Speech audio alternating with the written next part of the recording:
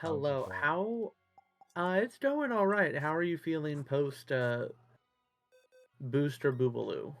Got a headache all day, which is fun. Yeah, Nice. it's going down now. The arm is sort of missing. Lethargy's pretty much gone. So fever's gone, from what I can tell. It's just the headache left. Okay. Okay. Fuck was I even trying to do? See, I know I'm doing Vulpix at the moment.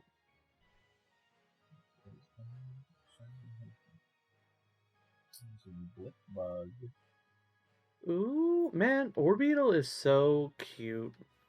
Wish he just had like an extra 30 base HP.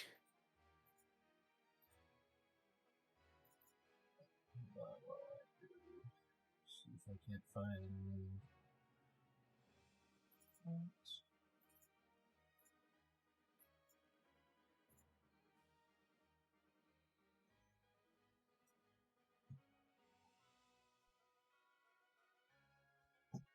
No, I had. Where did I have those three?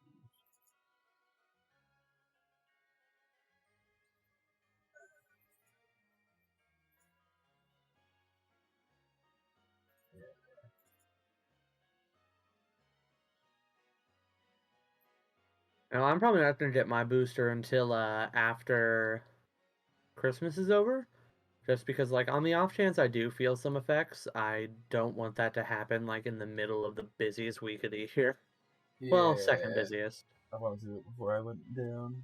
So I was like, but after I was done with my finals, so. Yeah. Oh, so you had a very limited window. Oh, hello there, Lewis. Hunter x Hunter is an anime slash manga. That is a classic staple of the shonen genre. Very influential, very good, and most importantly, very interesting. Yeah, what's interesting is that I realized this folder with the shiny Pokemon does not have Sword and Shield. Oh no. Am I supposed to put my funny GIF up? I don't know, how are you supposed to put your funny Jive up? You're not excused.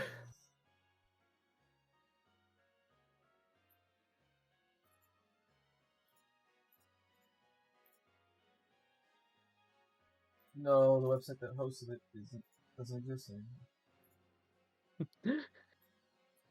Like, we have gifted Paggigalo 90% of the shiny files he needs, and now we are gone.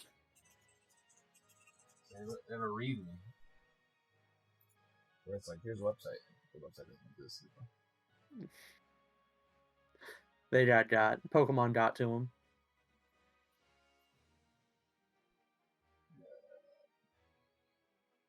Found him on this Twitter. On his Twitter. Okay. Is it Gen 8? Nope. Okay. So just ranking it. No Blipbud Jive tonight.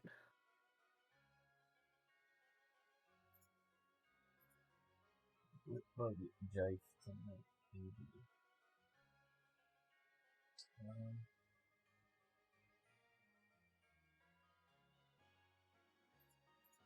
Okay, Paggigalo, we got a question for you in my chat. I'm not going to tell you what it is, so just leave an answer. yeah, I think it's pretty cool all around, you know. Everyone has a different way of coping with it, but at the end of the day, cool. Okay. And now the question was, what Totally Spies episode was your favorite? And you know what? I think I agree with your answer. Yep. My actual answer to that is, fuck off, Kyle. It was actually Noah that asked that.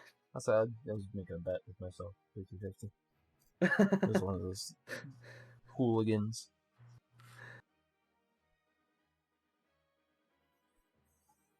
Alright. hot dog, hot diddity dog. Oh, I'm gonna put a GIF up. Let's see. It's like a giant rotating A.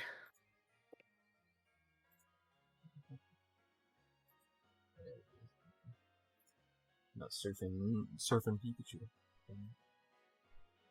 Surfing Pikachu, I'm coming after you.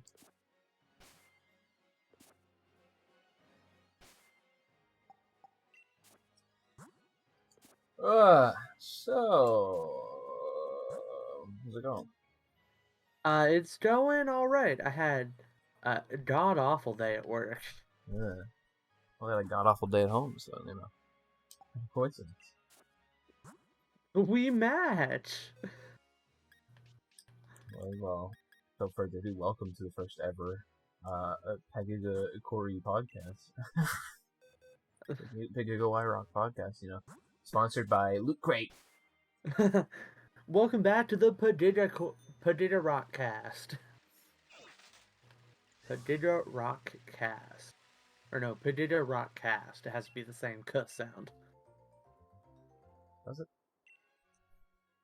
Yes. Well, anyway, we gathered here today. You're probably wondering why I called you. We gathered you here today to talk to you about my daughter's wedding. Your daughter's wedding. Yeah. Turn on the volume of this game real quick. Yeah. So his daughter is getting married to me.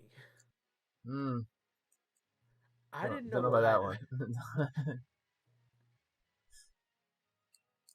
little strange, but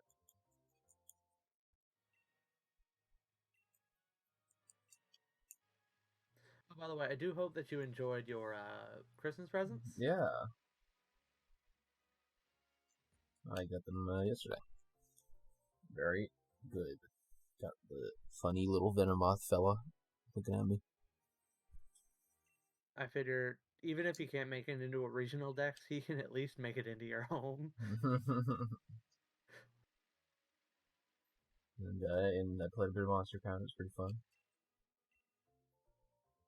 I do have to. Yeah. There's one thing I do have to gush that I really like about Monster Count. So the game's about breeding. It's like you breed the monsters and you get different like crossbreeds. Mm-hmm. And that's something I really like because it's something that I'm a Monster Rancher fan, and that game's all about like different crossbreeds and what crossbreeds are good at specializing in what thing and like learning that kind of stuff. Okay. And so like I'm a big fan of it. So I immediately took to it, but also there's a cool little feature. It's a little known fact. They have like shiny Pokemon in the game, 1 in 1,000. Not that big of a deal. But when you breed with shiny, or whatever they call them, brilliant or something like that, when you breed with them, it doesn't have an increased chance to give you a shiny. It's still 1 in 1,000. But I don't know if it's a chance or if it's determined that if you breed with a shiny as a parent, it makes the child have a random palette from one of the other monsters in the game, from every single monster in the game. That is really cool. Yeah, so to me that was like, so basically each monster has 6 different forms that it can have, and additionally, if it has a shiny parent, it can have a wildly different palette compared to everyone else. Like you could have a distinctively unique monster, basically, because you have these 6 different forms for it, and then also different palettes based on complete randomness. So I was like, that's I kind of like that. That is really cool. I also have a copy of Monster Crown, so I just fun little story is that so we went to GameStop one night and some friends from work had, well, they didn't work with me anymore, but they used to. They were also in there, so we were talking, and they were like hyping me up on Monster Crown. So I'm like, all right, you know what? I'll go on ahead and try to get it. I have a coupon. Then we actually got 2 copies because I figured I needed to get it off to get like a bigger like coupon off deal, basically. And I was thinking of stuff that I should get for you for Christmas. and whatnot. So got 2 copies. But this was months ago, and I still have not even opened up the disc. Because it was like right before Pokemon was about to come out. So I'm like, Yeah, okay, I'll it get did. it. It I'll did play come a out. bunch before Pokemon comes out. And then I just didn't have time. So I still have not tried the game. I think it's pretty good. I had a good time with it.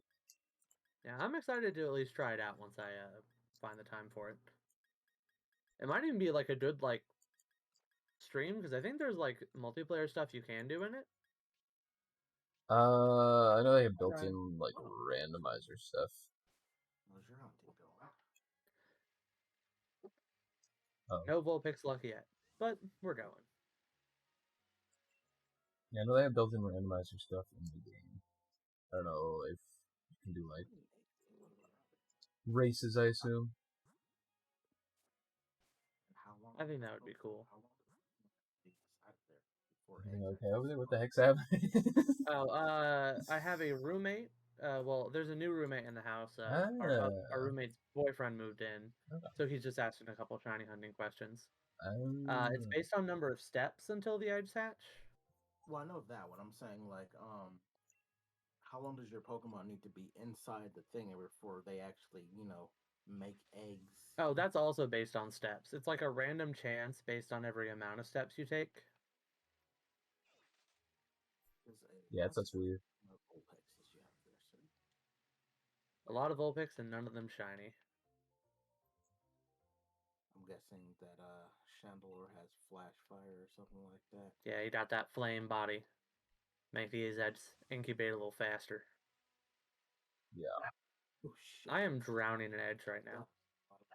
All of them are Vulpix eggs? I'm All of not. them are Vulpix eggs. The fun thing about shiny hunting bugs is you don't get hit over once a them. How many steps does the flame body usually cut off of like the eggs? It's in half. I don't remember exactly how many steps it takes, but it cuts it in half. Oh, by the way, quick question. Did you watch all of Hunter x Hunter yet? Okay. Me and Paul are going to be talking about Hunter x Hunter spoilers, so you will probably want headphones in. Fine. Remember, I'm not too big on Hunter x Hunter like that anyway. Okay, that's fair enough. Yeah, because we're going to be talking about through the end of the Chimera Ant arc and a little bit into Election. I mean, I have seen the end battle of the old man versus the king, so Okay, so you don't need to worry about too much in terms of spoilage. have Okay. have y'all seen that one yet? So where we were at in Hunter x Hunter at the moment is we have finished the Chimera Ant arc and are like 2 or 3 episodes into the election arc. Okay, cool. Interesting. That's fine. Interesting. I'm not worried about And so for where me and Paul last talked about it, move on, baby, it's fine. So for where me and Paul last talked about it was I was like halfway through the Chimera Ant arc, I think, So and I was. we have a couple things to talk about. I was thinking, what were you thinking? Talking just the Chimera Ant or like before it, or So I was kind of thinking specifically I wanted to talk about the Chimera Ant arc because I had a lot of opinions and thoughts and just a lot to work through in my own head like how the fuck and what the hell and damn it. and everything in between.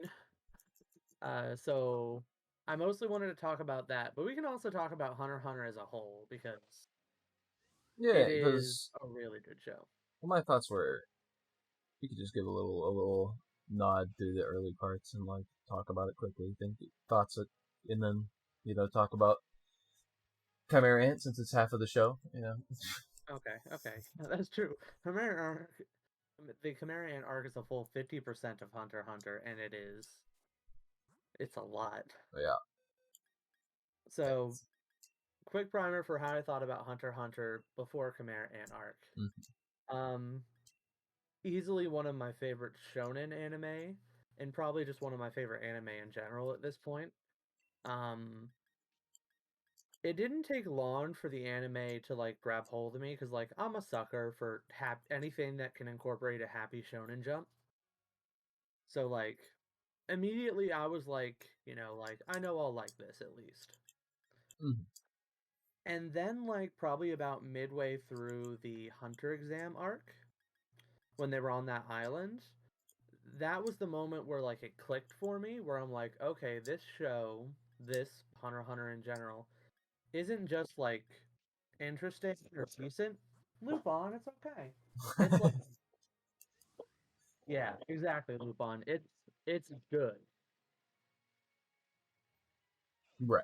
So, like, specifically, it was that scene where Gon was learning how to be a hunter on his own, like with his own training.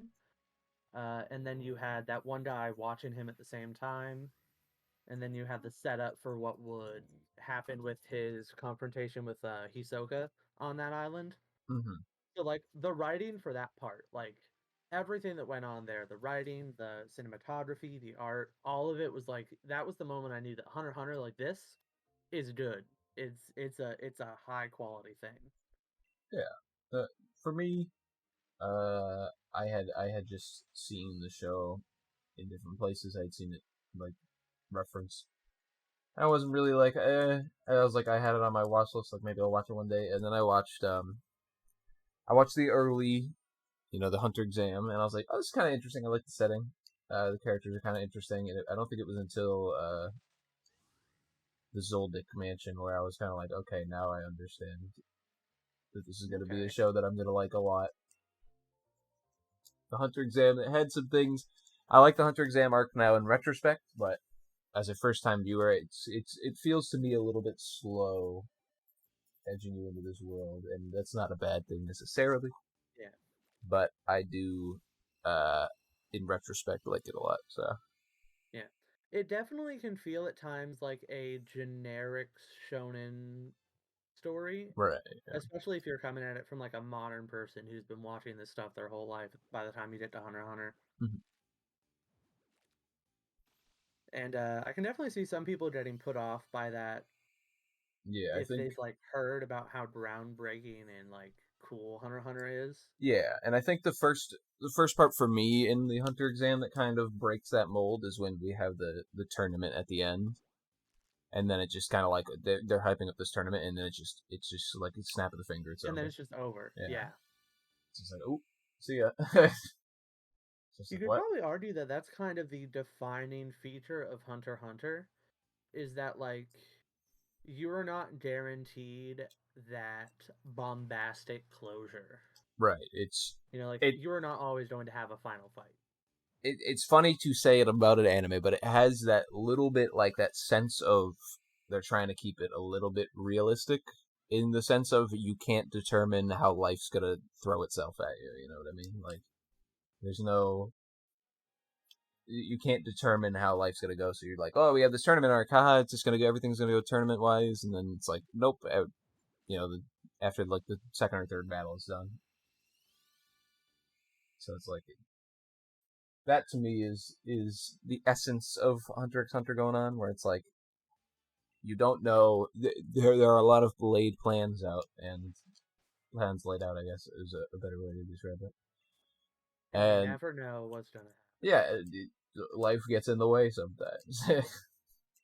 So it's like, but yeah. So let me move on. Just a footnote: Zoldyck introduces Yeah, us into so those.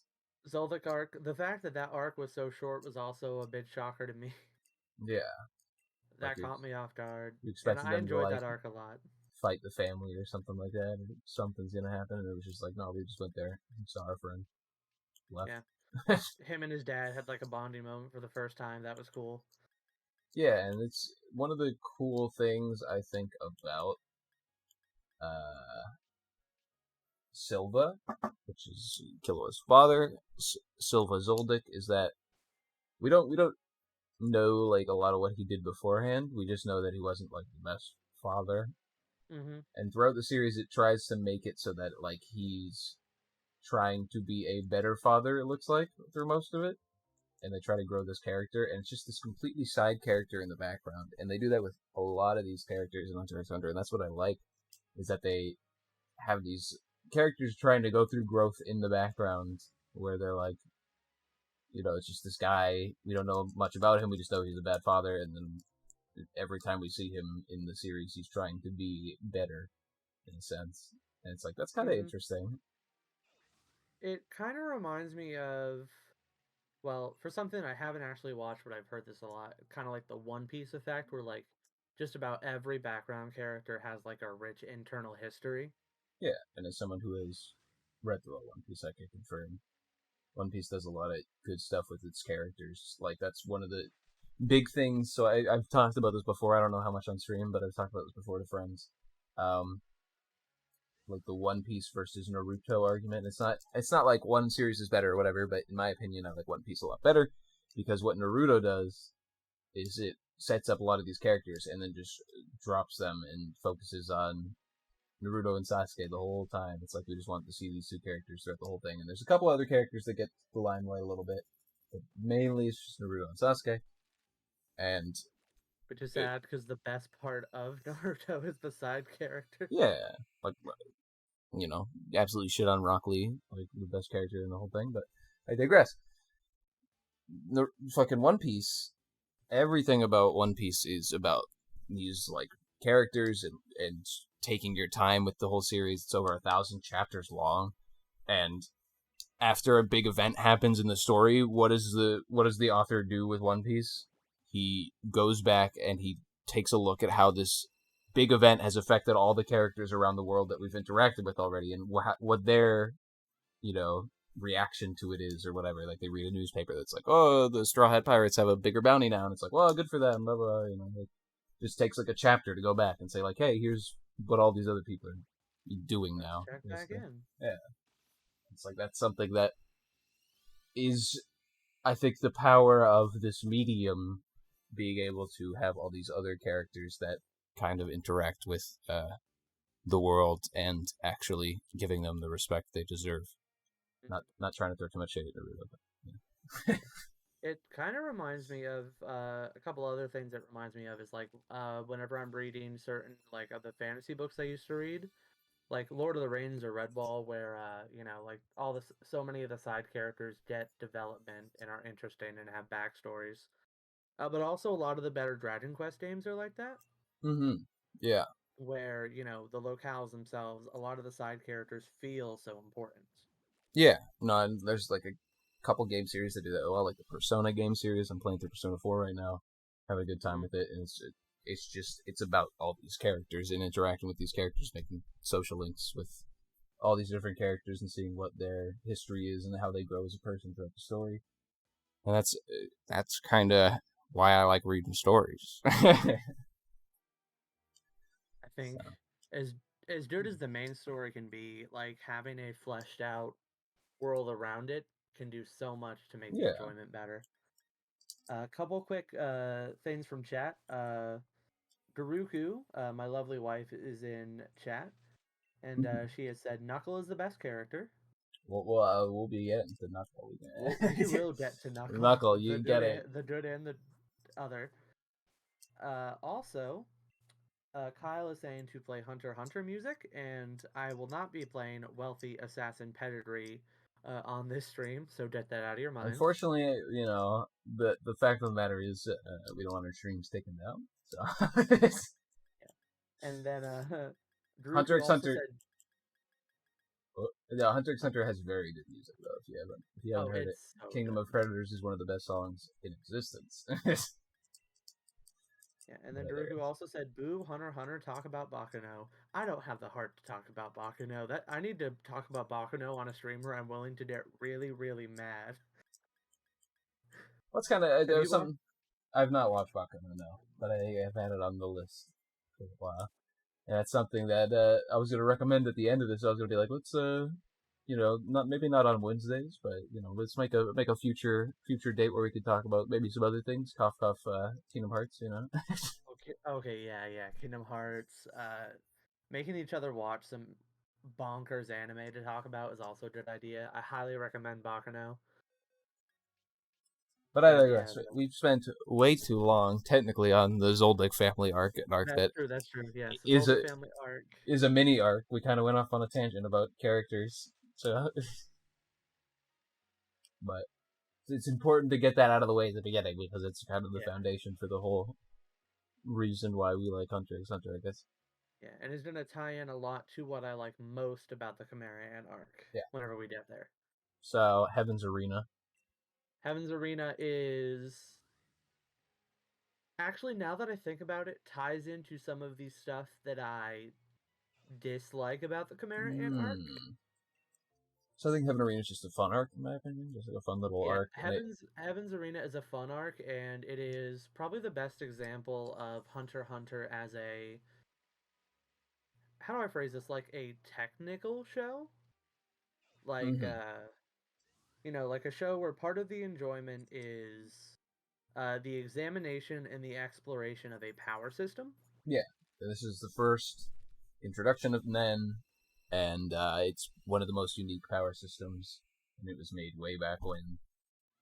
So back when, I think, might have been around the same time as JoJo doing the stand stuff. Not But entirely even sure. then, JoJo was a lot less of, well, JoJo had a power system, and then it scrapped it in favor of a much more A much more a power system that he could bend a lot easier to do like interesting powers. yeah. Because as much as people like him, and I'm glad that they And swapped gonna over to be honest, stands. I love Haman, but I don't think. Well, technically, I've only watched 3 seasons of JoJo, but I don't think I could watch like 8 parts of just Yeah. Haman No, JoJo Stan's definitely breathed this kind of life into JoJo that let it continue on with the further arcs. So. forever. So Heaven's Arena, I really like that about that, and Yeah, I think that the Hisoka Joan fight is honestly still probably one of the highlights of the series for me. Just thinking back on it. yeah, it's like one of those fights that you had this huge build up to it, and you had these implications for all these characters in the background, and then you have the payoffs, like him giving back his hunter exam badge and that kind of thing. Mm-hmm. So Also, a great example of one of the times in which the show actually does pay off with an exciting climax. yeah, And I think that is important to note because the idea of robbing you of that climax is something that the show had done for every season before it, mm-hmm. pretty much. So, the fact that it does remind you that there will be climactic final battles that are super exciting and intricate Yeah. sometimes. This is the first like big battle of the series is the Hisoka versus Gon. They had smaller battles in between with like some random B-note villains, but this is the first like big battle of the series that's been built up to for a long time, and it definitely delivers. 100%. So after the Heavens Arena arc comes the York New City arc. Yes. So this is the first. I think this is this is where the series took a little bit of a turn to the seinen side over the shonen side, and it's also one of the first arcs that people kind of point to and they're like, "This is my favorite arc." Because Yeah, I it's a think in very my good arc. experience of reading and hearing people talk about Hunter x Hunter, York New City is the one where like my moment from the Hunter exam arc where I'm like, okay, this is a show. This is kind of what I hear a lot of people saying that this is their moment. Oh, this is a show. Yeah. No, York Newark is something special. There's something changed in Togashi's brain when he was writing this one, and it you can tell very clearly this is not the old Hunter x Hunter anymore. It focuses on Kurapika for most of the arc. It's very serious. There's a lot of death in relation to it as compared to like the earlier parts, and it just goes off. It lets itself flow, I guess you could say. Yeah, it is so much more immediately lethal. Well, maybe not immediately lethal. It actually does take some time before it ramps up to just like the absolute carnage. Yeah, But it is definitely more willing to be lethal. I think the point when these fighters completely decimate the mob auction and just kill everyone inside the auction house is probably when it took that turn. Before that it was like, oh, it's still Hunter x Hunter, and then it's like, oh, but this arc's a little different, huh? Mm-hmm. But it is really hard to say that it was that sharp of a turn. It definitely feels like that sharp of a turn. But even from the start, the series has always been decidedly lethal. Yeah. Uh, for like in the very or like this very first task of the hunter exam, we'd see a lot of people just straight up die and get left behind as everyone just keeps on running in those woods. Yes. And that's another thing that I could bring up One Piece again, where One Piece has it's like a by and large, just a fun shonen where you're going through the series and all that stuff, and then there's reaches a point where a character dies, and it's like this big moment where the character dies on screen. It puts everything in the past into perspective, where it's like, what happened to all these other people in the past that might have died, and you hadn't really think about it when you were reading that arc or whatever. But now you're like putting that into perspective. So I guess that's kind of the same thing where it's like the hunter exam. You didn't really think about like, oh, those random guys who died. But at the same time, it's you think back to that and you're like, oh, it's always been this kind of like darker world that doesn't really care about you on a personal level, I guess. Yeah, we just haven't noticed yet because it hasn't been anyone that we like really care about. Yeah. So yeah, but this is I mean, there's lots and lots you could say about York New City. The spiders are very interesting. One of the most interesting villains in, I think, shonen history or just Yes, and quick anime side history. note because this is a Y Rock stream. Who is the hottest spider in your opinion? Hmm. And take a guess as to who my opinion is. Uh, you're gonna say, who are you gonna say? I would say Shalnark, but I don't think you're that into that. Uh, I I'm trying to think about who I would do it like. I'll just go ahead and give you mine. Is that the first hottest is what's Hisoka. his name? Uh, no, I hate Hisoka so much. Oh, gone. It is. Oh, Oh what's his name? no, What's the sword guy's name? It Nobunaga. was Nobunaga. Yeah, so Nobunaga, but only when his hair is down and he's wearing like regular people clothes. He is so hot. And then second is Crollo, but only when his hair is I was down and thinking he has the Chrollo as well. bandana on. I was gonna say,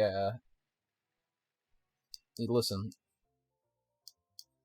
I like characters for their personality. I love Pakunoda.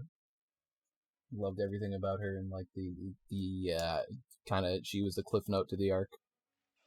Hmm. It had that like moment between Feitan and Finks and Gon and Killua where they were like they see them at the auction and then they're just like letting them go because Pakunoda kind of bestowed upon them their memories, her memories, and it was like, oh, this is a nice little moment. I like this. Hmm.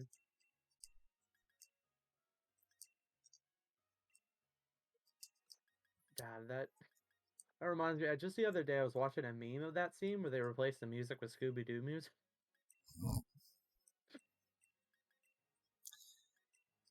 But Jordan Kilo would just book it. if you don't got anything else to say about the spiders and that, I mean, like that's an arc that I think it does you a service when you watch it. You can't take two jabronis on the internet's word for it. You got to watch it yourself. Yeah, definitely. York New City is incredible and very much for many people the high point of Hunter x Hunter. And on that note alone, I definitely recommend watching Hunter x Hunter, like even for that arc alone. Yeah. So we move on to the dipping point, the point that people call kind of a little bit of a lull in the action, Greed Island. Yeah, Greed Island, I really liked. Um, there was there was a lot about it that I liked. Specifically, I guess you'd call him like the sub villain of the arc for the like little dodgeball mini arc within it. Mm-hmm. Yeah, I Razor. really liked him, Razor, yeah, and that whole like little mini arc within the arc. It also introduced Bisky, who I love. Bisky is one of the best characters in the series. Yeah, Yeah, she is great. she comes back a little bit later in the manga where we're at, but not so far in the anime really. Yeah, because she came back in the Chimerian arc Yeah, she kind of for a little bit. for a little bit. Yeah. Yeah, so I love Bisky. That one like minor side character who gets a surprising amount of screen time, the guy with like the body doubles. I really like him. I just think he's swell. The guy with the gorilla doubles. Yeah. Yeah, he's a fun character, and he appears a couple times in the future. So. From what I remember. Let's see. What else do I have to say about Great Island? I honestly don't have many complaints about it. So people, the main complaint I hear about Greed Island is, compared to the two arcs that kind of surround it, the villain isn't as interesting. And That's true. I have to agree with a sense that he's not as interesting, but at the same time, I think the arc isn't as much about the villain as much as it is about Gon's reaction to the villain and how he kind of deals with it, and how Gon, in his fight, you can see Gon kind of going a bit crazy. Mm-hmm. Because Gon has to like uphold the standard of himself. So it's more about how he balances off of him than about the villain itself.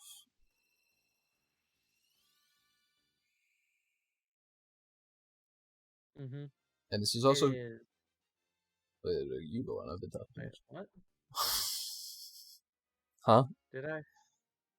Oh, sorry. 1 second. Did I miss a shiny? Is Kyle messing with me? Kyle's messing with you. Kyle, you Kyle's frick. messing with you. I'm about to time this man out for my chat. Alright, sorry, where were we? Kyle just broke my brain a bit. Yeah, so it was about Gon's reaction to the villain instead. Yeah. I hadn't really thought about that, but you were 100% right. And it's kind of... It's where we first start to see the seeds of, like... Wait a second. Gon's, it might be a little crazy. And then you kind of put everything in perspective of the whole manga. Not in this arc. You don't look back at this arc and say Gon might be crazy, but it kind of sets those seeds of like, he's kind of acting a little weird. And then later the payoff happens in Chimera. Yeah, you kind of realize that Gon's like dedication to like it all gets reset at the end of this arc, but you realize that Gon's dedication to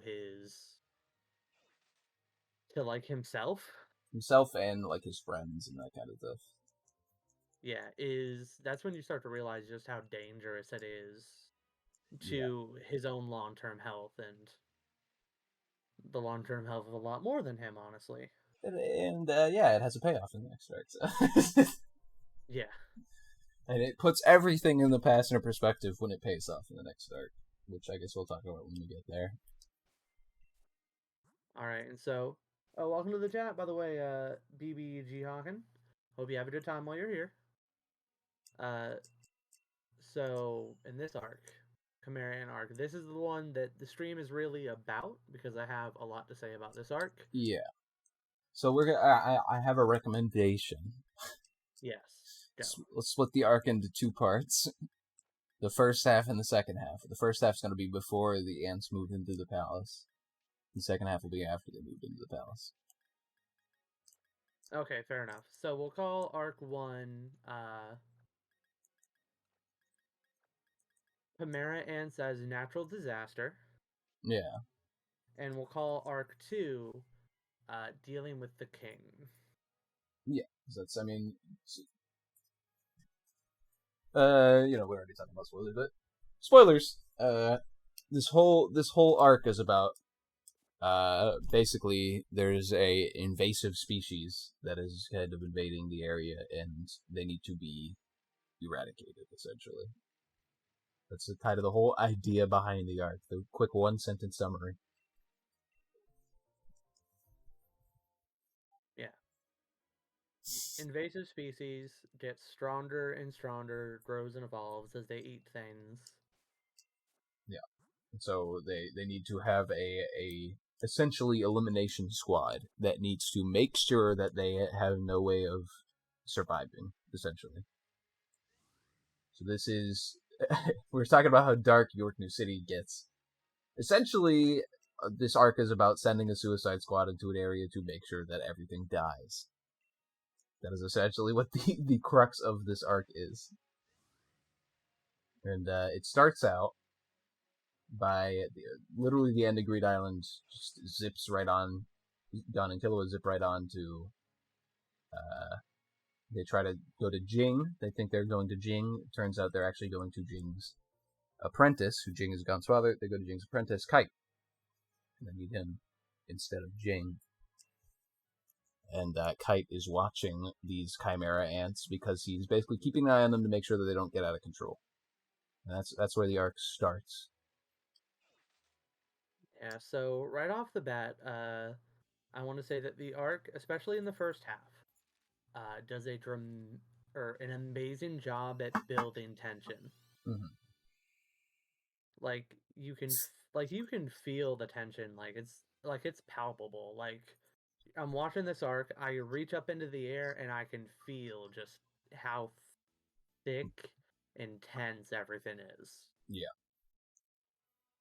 And so we're talking about my favorite character now, Kite. My favorite character. Love my boy Kite. Yeah. Also, I guess something I heard is that apparently there was actually some stuff at the very beginning of the manga with That's Kite. what I wanted to. That's what I was just about to talk about. So what we see in when the Chimera arc happens in the anime, they didn't know that they were going to be able to animate the Chimera arc, so they decided to make the choice of the very first character we see in Hunter x Hunter is Kite, actually, and they decided to make the choice of ignoring Kite and not really showing that first interaction between him and Gon where he saves him from the bear. So they ignore that situation and they show it off later when Gon and Killua meet him at the beginning of the Chimera Ant arc. How this changes things a little bit dynamically is because throughout the series, Kite is kind of seen as a bit of a father figure to Gon in the manga because of that, and because he interacted with Gon there, and he was like, "Oh, I'm a hunter, blah blah blah. I'm your father's apprentice," and that kind of thing. So Gon already knew who Kite was, and in the manga, as opposed to the anime, when Gon and Killua arrive at the scene where Kite is there, Gon instantly recognizes Kite. He's like, "Oh, Kite, my father figure, or whatever." He's like, "Oh," he instantly recognizes him. He knows who he is, as opposed to the anime where it's like you had to spend a whole episode reminding Gon who this character is, and it kind of cheapens what happens later, which Gon might be seen as going a little bit too far in the anime because you don't know that this whole time Gon has kind of seen Kite as this father figure that he's looked up to, like the manga kind of displays it. So Yeah. So I do have a quick question for you about the manga. Do they refer back to Kite as the series goes on? a few times, Or not a few times? often. Yeah, it's basically that one scene, and then he's kind of ignored till the Chimera Ant. But it does have that scene at the beginning, and it does have that kind of dynamic where it's like Gon knows Kite, and he likes Kite. He considers him a friend or this father figure, I guess, in his mind. So when they like I said in the manga, when they arrive, he instantly recognizes Kite, as opposed to the anime where it's like he doesn't even know who he is at first. That's such. I do want to say that is such a weird choice to me, especially since it seemed to me anyway that the purpose of the Chimera Ant arc was, or not Chimera Ant arc of Hunter x Hunter, was to be a sort of brotherhood to the older Hunter x Hunter anime. Mm-hmm. So You gotta that get that. seemed like such a weird thing to me. But I do also want to say that this is, full in defense of Hunter x Hunter at the moment, is that personally, the Kite stuff did not bother me in the bit. I think that it also could have been because, again, this is also for the record, I watched it dubbed while Paul watched it subbed. So we may have some differences that stem from that. I think that the dub is very good, but some characters may read differently. But for me, I personally felt that 100% Kite, the impact landed with me with, I think, the same amount of impact it had if I had known Kite the whole time. Mm-hmm. Yeah, no, I think it was handled a little bit poorly in the anime. I think the way they could have changed it was just by having Gon recognize him at the first juncture instead of being like, "Oh, who's that?" and then having the flashback and then being like, "Oh, I remember you." If they just had Gon be like, "Oh, it's Kite," and then Killua was like, "Who's that?" and then they show the flashback, instantly you could have been like, "Okay, you've stipend that problem a little bit." Obviously, it's not as good as having the flashback at the beginning, but Yeah, it's not the still, same as having that presence there from the beginning, but yeah, but it still would have had Gon recognize this character, and you can tell that Gon has an affinity for him. Where you know, instead it's like, oh, Gon forgot who this was.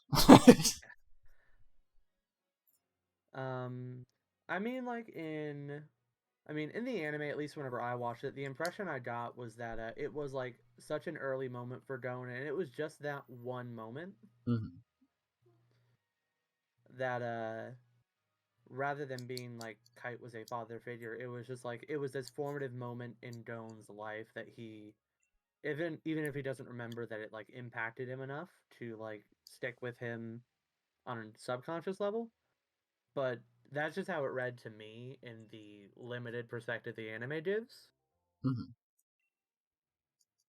Also, I think one thing I wonder why they didn't do is why didn't they? What if they just put that flashback right between the Heaven's Arena arc and the uh, York New City arc whenever they go back to Whale Island for that little bit? It's because they didn't think that they were going to be animating the Chimera Antarc, so That's they fair still enough. didn't know at the time because Chimera Antarc was being written at the same time that the anime was being made, so Oh yeah, that's right. it That's right. wasn't done yet, so they didn't think that they were going to be able to do it by the time they got there, or they didn't know. Yeah. Okay. Yeah, that makes sense. I realize that now. But anyway, I knew that. Okay. Yeah. So anyway, no, the no, Kite stuff, I really yeah, like all of it. I love Kite as a character. In particular, his English voice actor is does such a good job at just like really embodying what Kite is to me of like he is first and foremost a like researcher type of hunter. mm-hmm. Like he is someone who knows facts and information. He analyzes things. And in addition to just being really, really strong, he is also like he's intelligent and he understands things. Mm-hmm. And I think that his English voice actor does such a good job of conveying that along with his powerful presence Yeah, and as well as how much he cares for those around him. mm-hmm. And now I'm realizing I wish you had completed the election arc because there are a couple of things that happen in the election arc that are kind of interesting. They're kind of ramifications of stuff that happened in Camarant. So I'm sad that you didn't complete it. Well, that'll be round two for this stream, I guess. Yeah, it is so yeah, we're watching it with our roommate. Mhm. And so finding the time where all of us are free to watch it at once has just been very difficult. Yeah, I mean, to replicate the manga experience, I took several week-long breaks at least in between watching chunks of episodes. true, true. He does be taking a 2 year break though, to be accurate to current, times. All Very right, very so fun. whenever the next Hunter x Hunter thing comes out, we're gonna have to wait 2 years before we read it. Shame. But so yeah, Kite setup in the anime is a little different from the manga, handled a little bit more poorly in my opinion. But at the end of the day, as long as you understand that this is an important character to Gon, I think the rest of the arc should be fine. And it sets it up well enough so that you understand that it is an important character to Gon at the very least. So Yes, and I just I love Kite, and part of me is so disappointed that we did not get more of Kite. Hmm.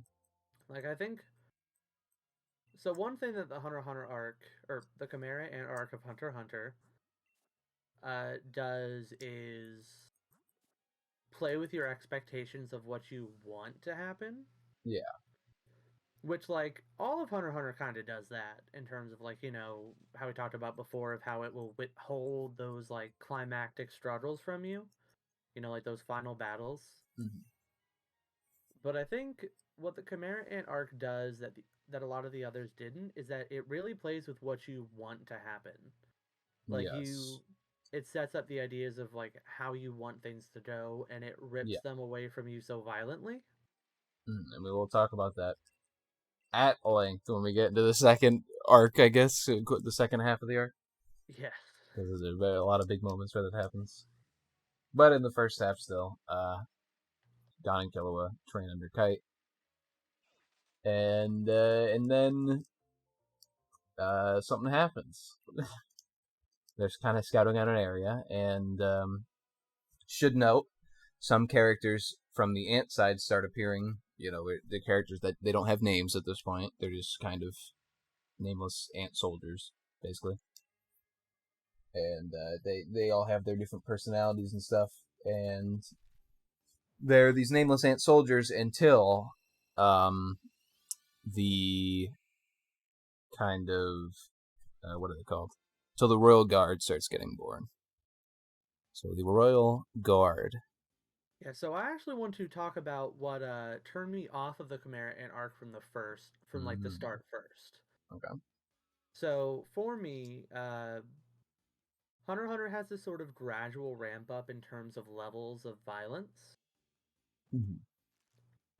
And it's something that I didn't really pay much attention to until the Chimera Ant arc threw it into focus for me.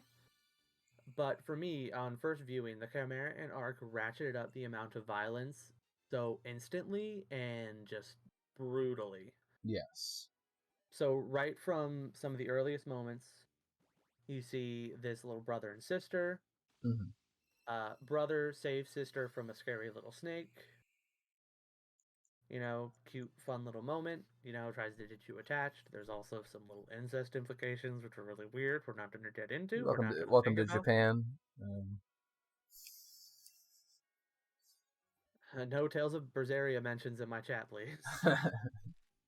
The Uh, Japanese can't help it.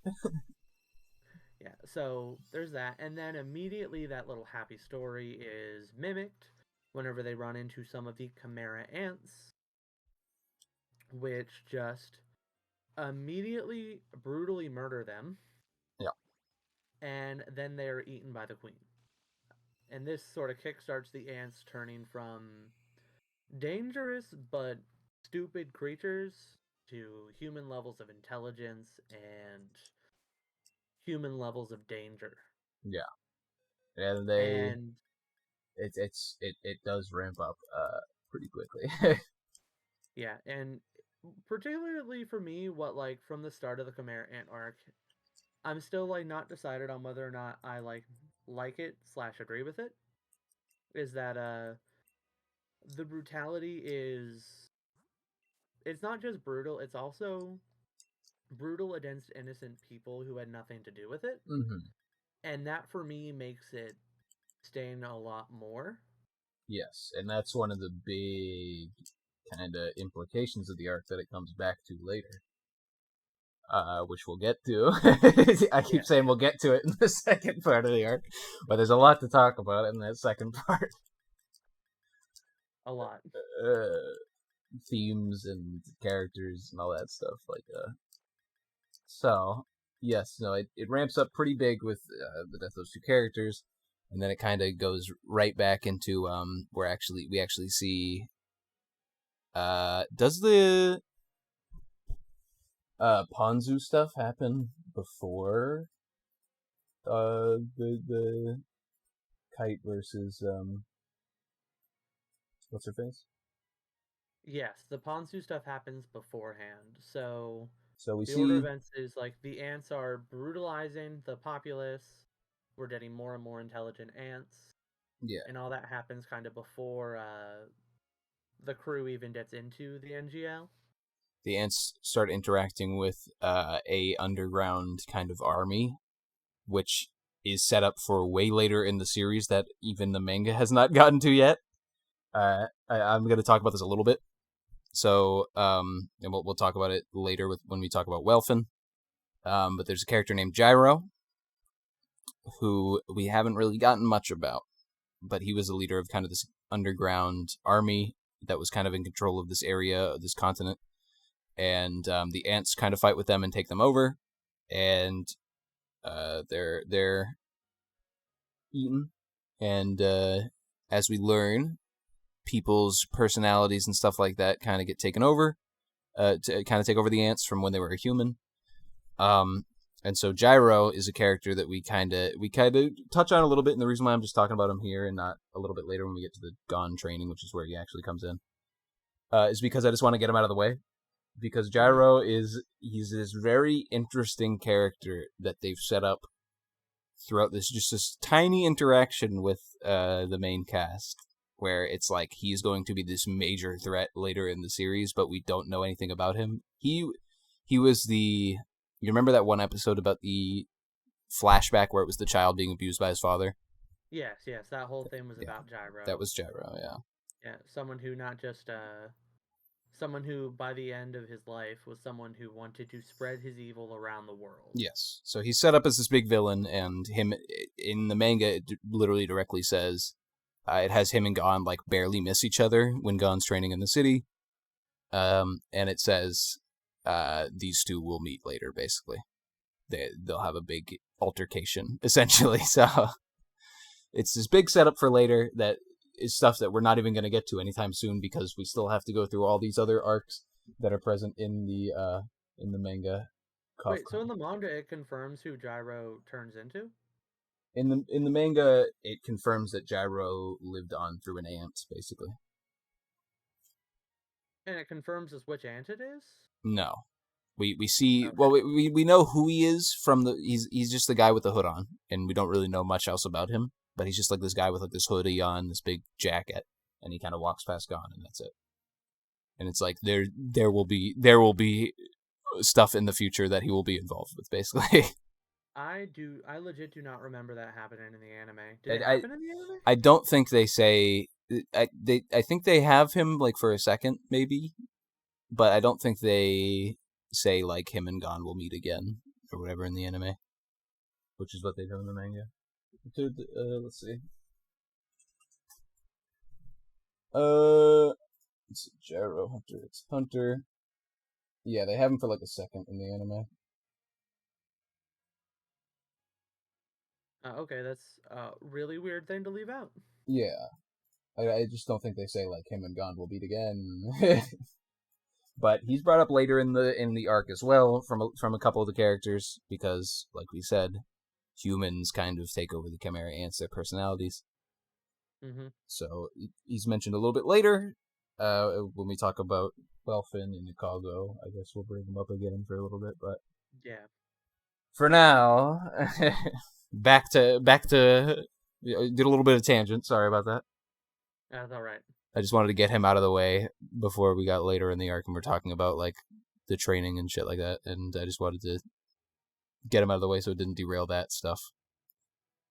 So back to Ponzu. So we see these two characters from the first arc, the very first arc.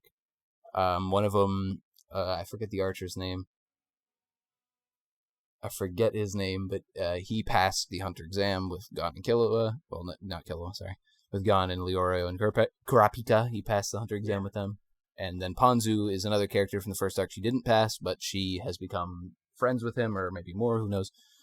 And they have a team, and they were sent to kind of scout out this area that the Chimera ants were kind of exploding in.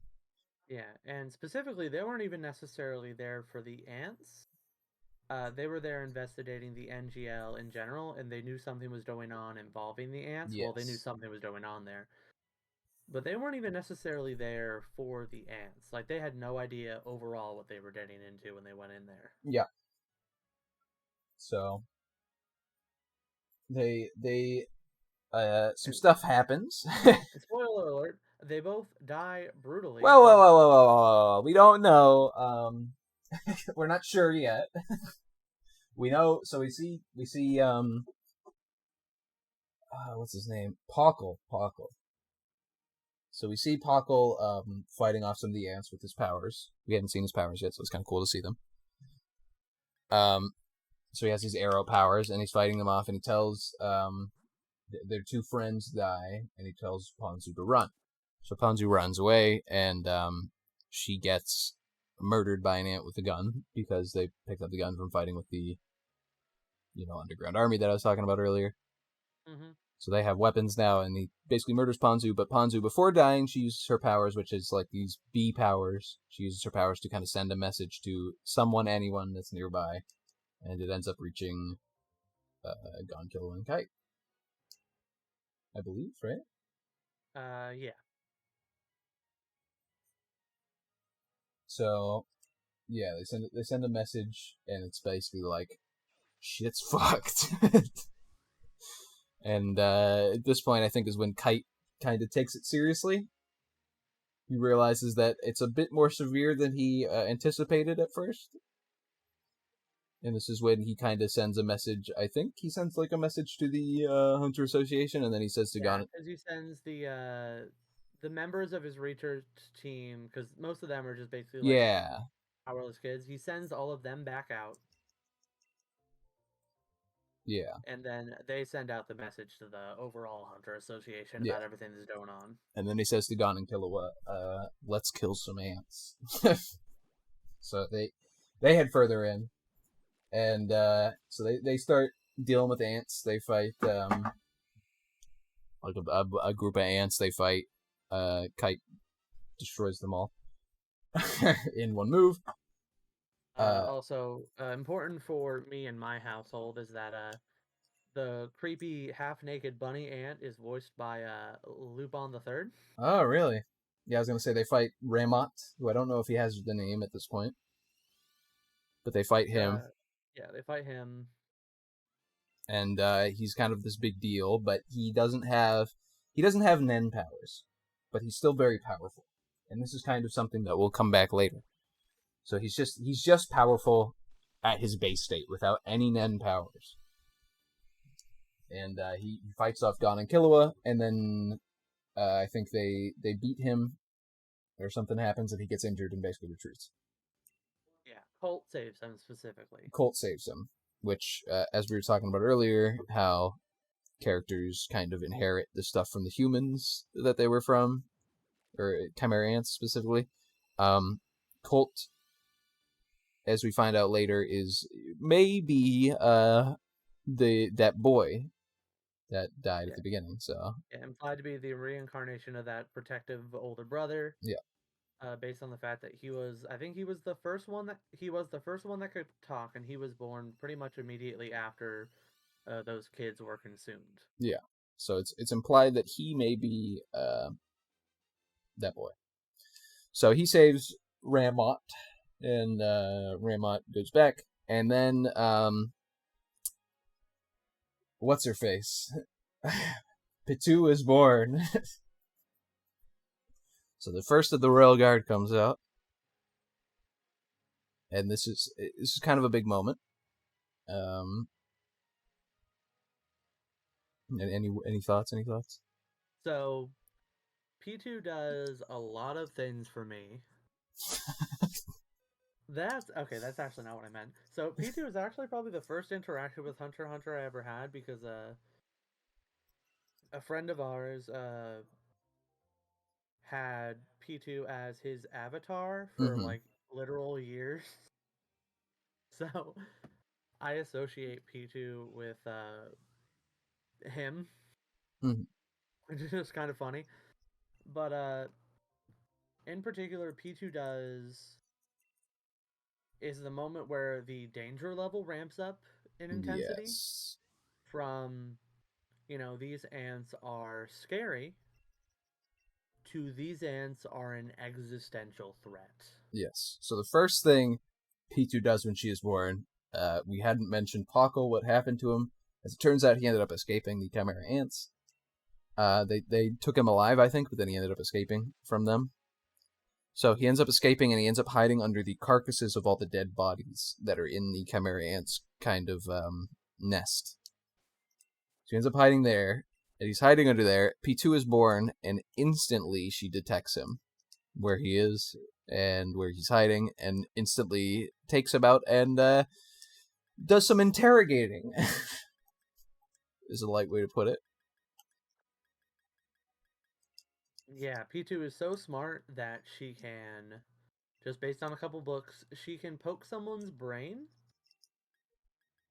and basically do like mind control via their nervous system to make them tell her whatever she wants. Yes, and through this, she learns about the power of Nen.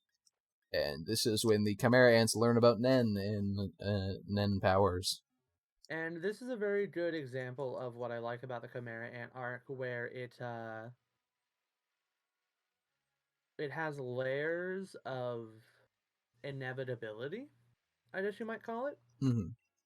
So, like, I'm gonna go on a little tangent here. So, like, the Chimera Ant arc, the reason it is such a big problem, like, the reason these ants get so strong, the reason it goes, like, the reason things happen like it is because so many circumstances are pushing towards this that it feels almost inevitable.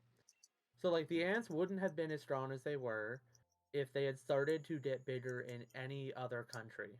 Mm-hmm. Because the country they were in was one that was cut off from the outside world, and the people in it did not have the ability to share that information because the NGL basically cut out all technology in order to control the populace. Mm. So, if it had been any other country, things probably would have been better. And then there's also the fact that the Chimera ants learn about Nen, and there are multiple ways that could have happened.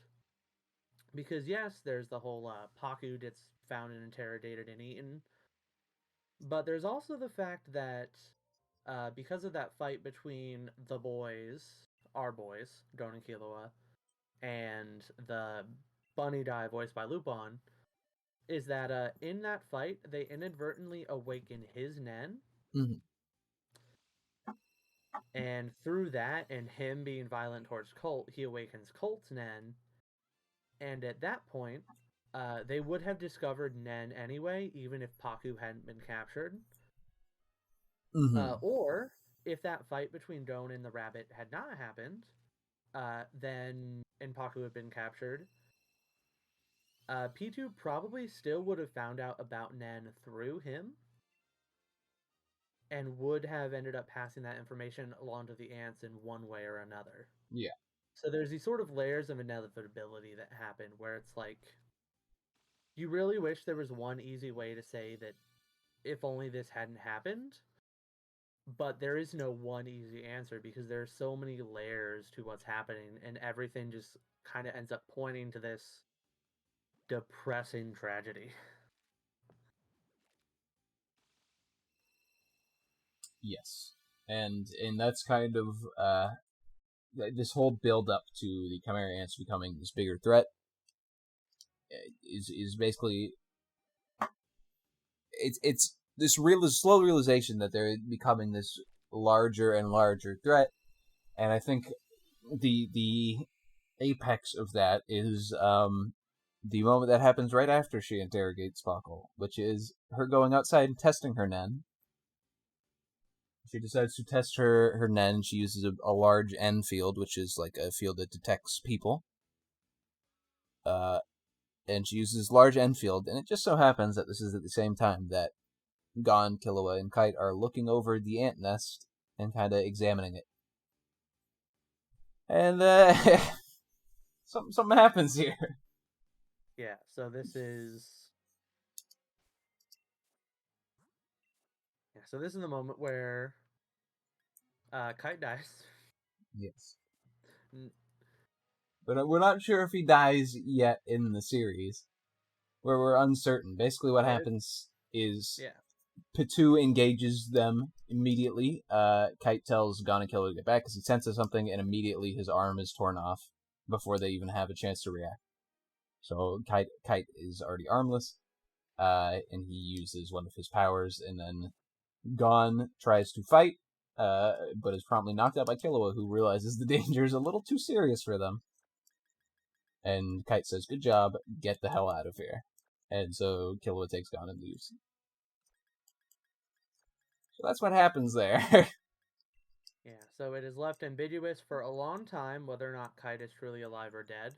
And there's evidence for both of them that's presented throughout the show. So, not too long after this, we did a scene where we actually see, like, the boys don't see it, our boys don't see it, but we see that Kite's body has been dismembered. Yes, we see Kite's head sitting there, and we're like, that's weird. And then the next scene we see with Kite is Kite fighting stuff. And it's like, oh, that's weird. Yeah. And then at the same time, Doan is completely adamant that not only is Kite still alive, but that they are going to save him. Yes. And this is one way in which the arc sort of ties into what we want to happen. Kite has a very cool and interesting power set, where basically, whenever he uses his Nen powers, he summons a random weapon from what is it? Is it 1 to 12? 1 to 10? Yeah, it's some random number 1 to 10 or 12, yeah. Yeah, so basically, he has presumably, like, a bunch of different potentially interesting weapons that we would love to see him use and know how they work and how his powers work. But so like that sort of hope that Doan has that Kite is alive, like that's something that me as a viewer feel that on multiple levels. Like I like Kite as a character. Mhm. I empathize with Doan and how much he wants Kite to be okay. And I also, from that technical standpoint of, enjoying the show's mechanics, I want to see what all Kite can do. I want to know the rest about him and how he fights and how he does. And fun fact for you. So throughout the whole series, every time Kite uses his power, he'll get a random number and then he'll get a weapon. And every time he gets a weapon, he says, "Oh, this is a bad draw. This is a god damn it. This one sucks." Every time he Yeah. draws a weapon. The only time he doesn't say that is in the P2 fight when he draws that staff in his one hand and he draws it. He doesn't say anything and then it just cuts. So I'll let you divulge that information how you want.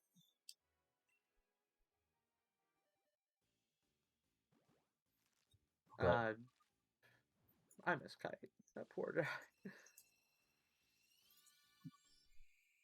yes, so Kite, we're not sure if he's alive or dead throughout this point in the arc. Spoiler alert, he's dead.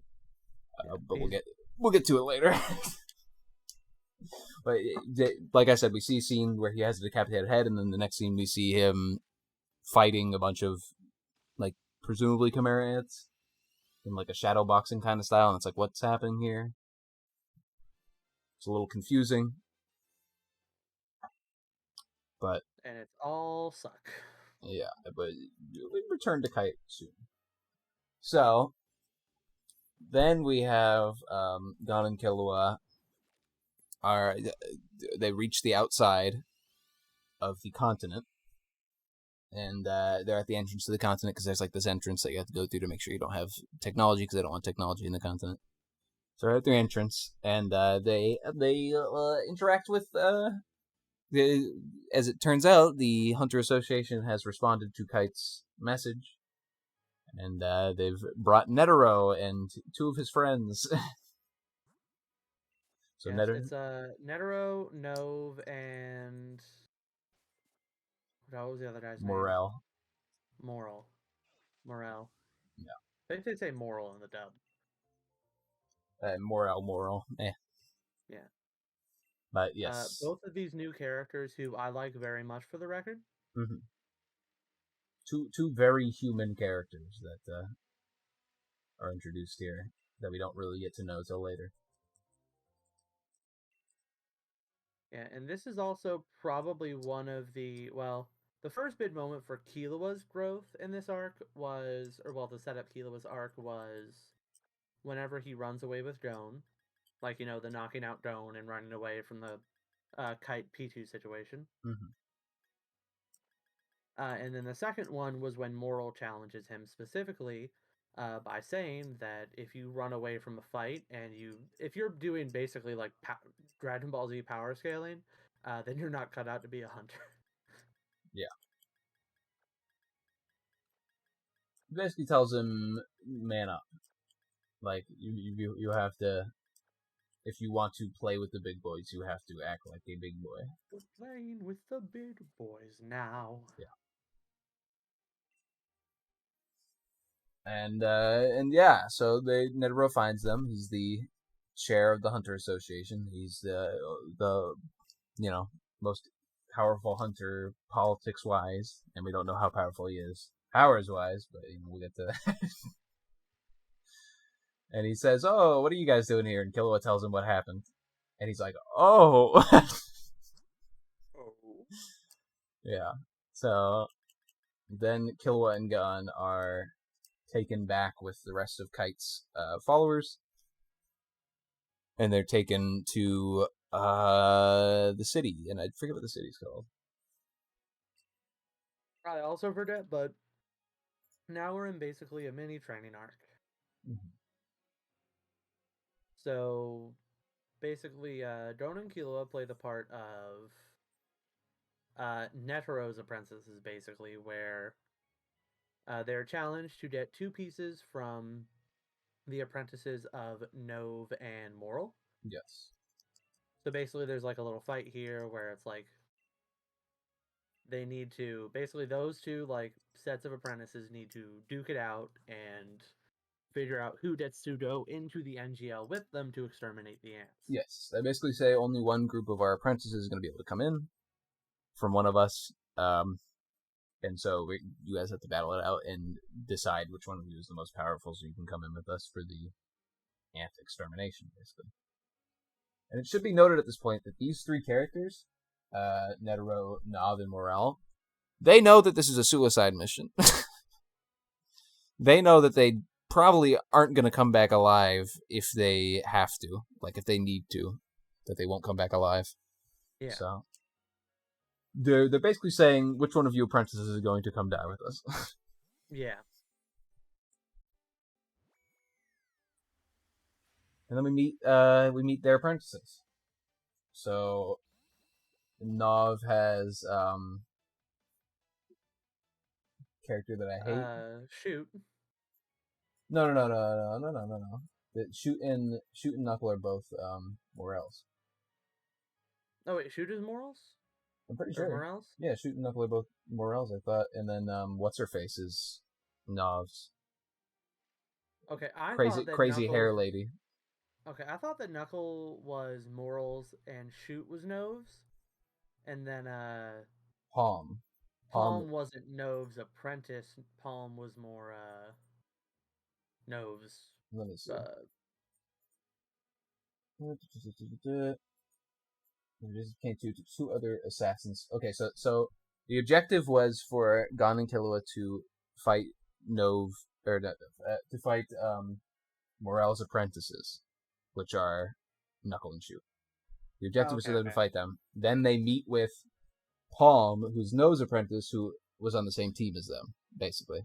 So she would get in if they got in, basically.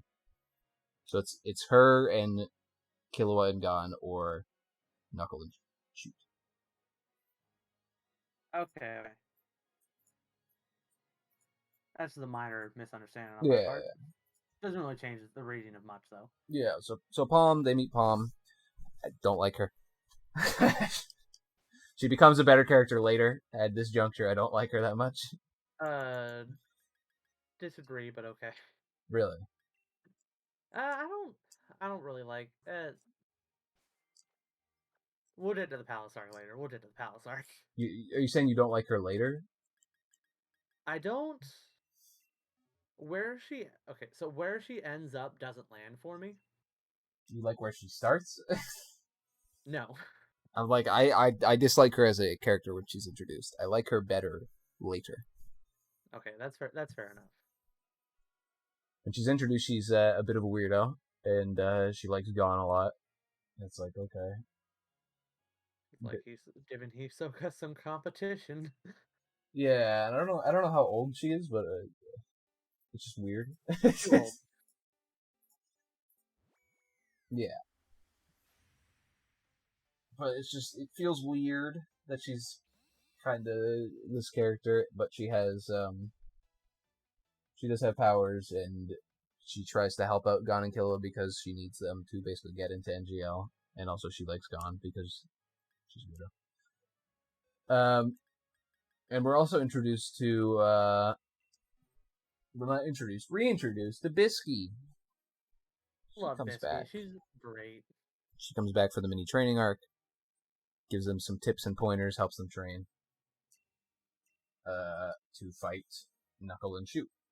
So, Gon and Killua fight Knuckle and Shoot, and they lose. And Yeah, well, I do want to go a little bit more into detail for this arc, or for yeah, this little part in particular. well, yeah, they lose twice. So they lose like the first time, and then they say, "Challenge us again," and then they come back and they lose again. But so after the first loss is when they start training. Yeah, so right off the bat, I want to say that I love Knuckle as a character. Yeah, Knuckles amazing. His love of dodge is, or well, his affinity for dodge, I guess I might say, is the main reason that he became my wife's favorite character pretty immediately. And I love Knuckle. He is so funny. He is so interesting. So Knuckle he's that classic character where it's like the delinquent with the heart of gold. Yes. So he wears his heart on his sleeve, and he's very open about things, as opposed to Shoot, who is kind of his opposite. Yeah, and this is where the point. So this little mini training arc, in my mind anyway, this is sort of how I break it up. Is it does three things. It one gives the boys a power boost through just straight up like endurance training, basically. Like they are just powering up, not necessarily physically, but like mentally. The second thing is that it does something very important, which is gives Gon training about how to actually fight, as opposed to training about Nen mechanics in particular. Mm-hmm. Because one thing that we don't really see a lot of is Gon actually in a fight where he has to make decisions over the course, like has to make decisions as he analyzes an ongoing situation, right? Like we had the one with like we've had contests like the dodgeball one. We had the fight with what's his face, the main bad guy of Great Island. Can't remember his name. What is his name? The Was bomber. it? The bomber, I guess you just call Yeah, the bomber.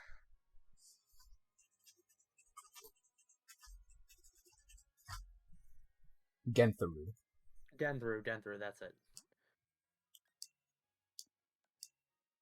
Yeah, so the three main parts of this arc. So it's training the boys physically. It is training Gon how to actually take part in a fight. Mm-hmm. And it is also setting up the struggles for Killua and Knuckle going forward. Knuckles struggle with going through with a mission that may or may not be against his beliefs. Mm-hmm.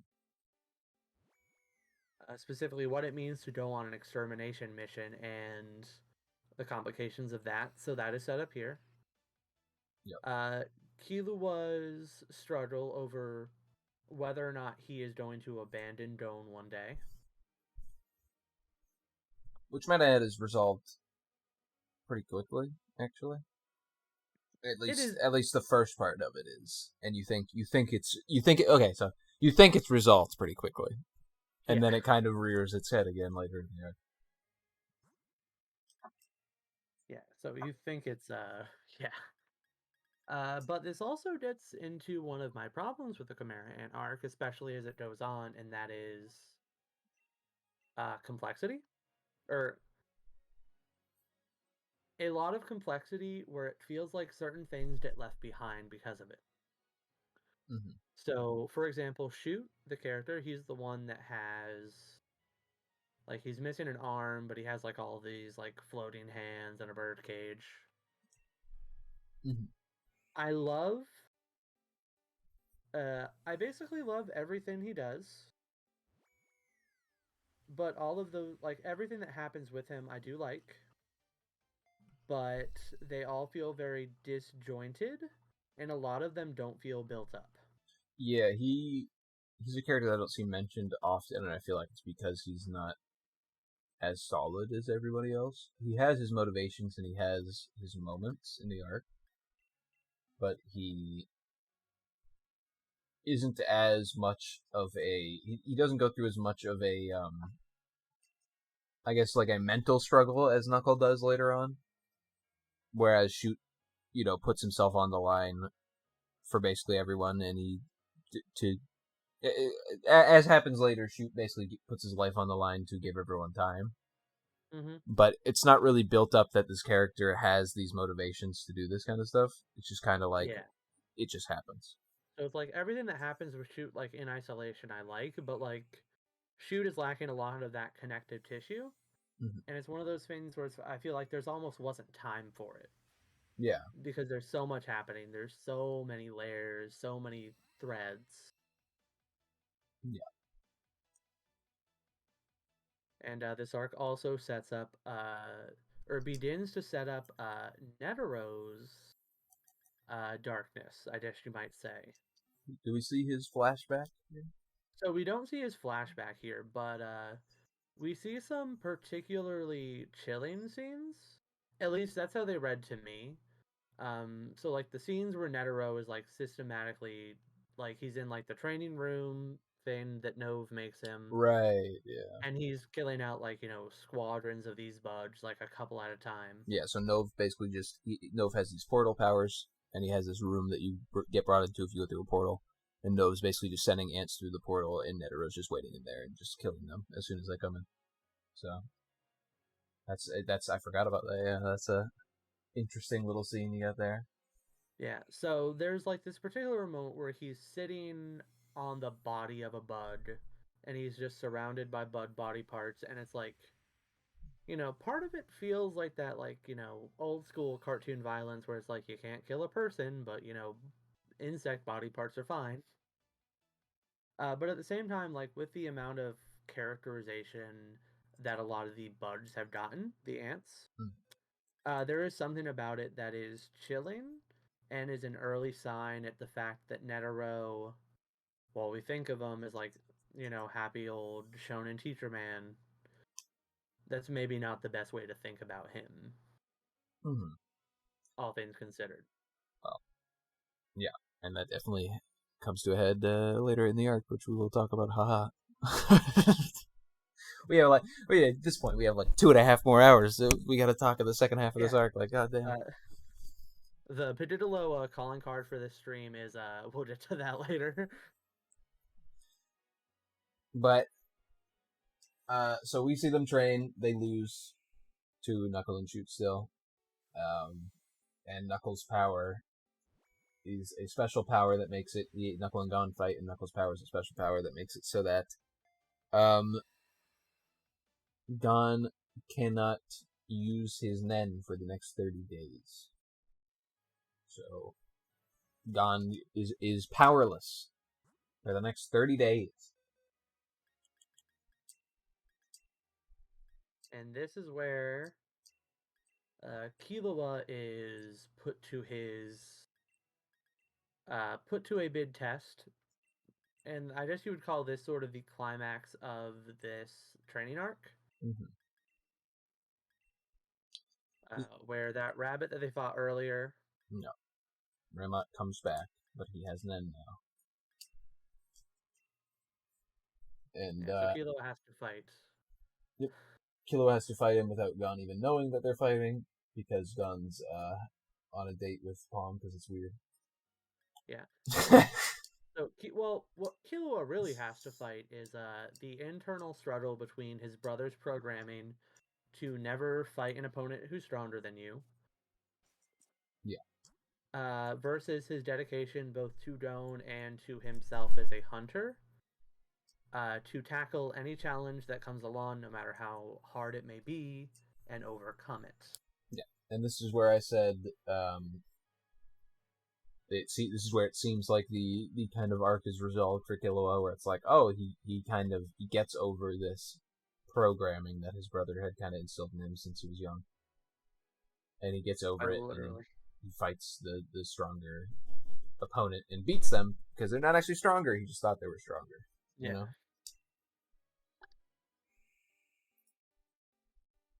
Killua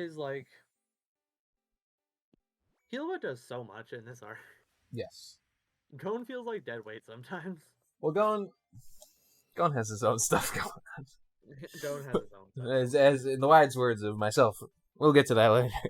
Yeah. So, where do we go from here? So from here we get the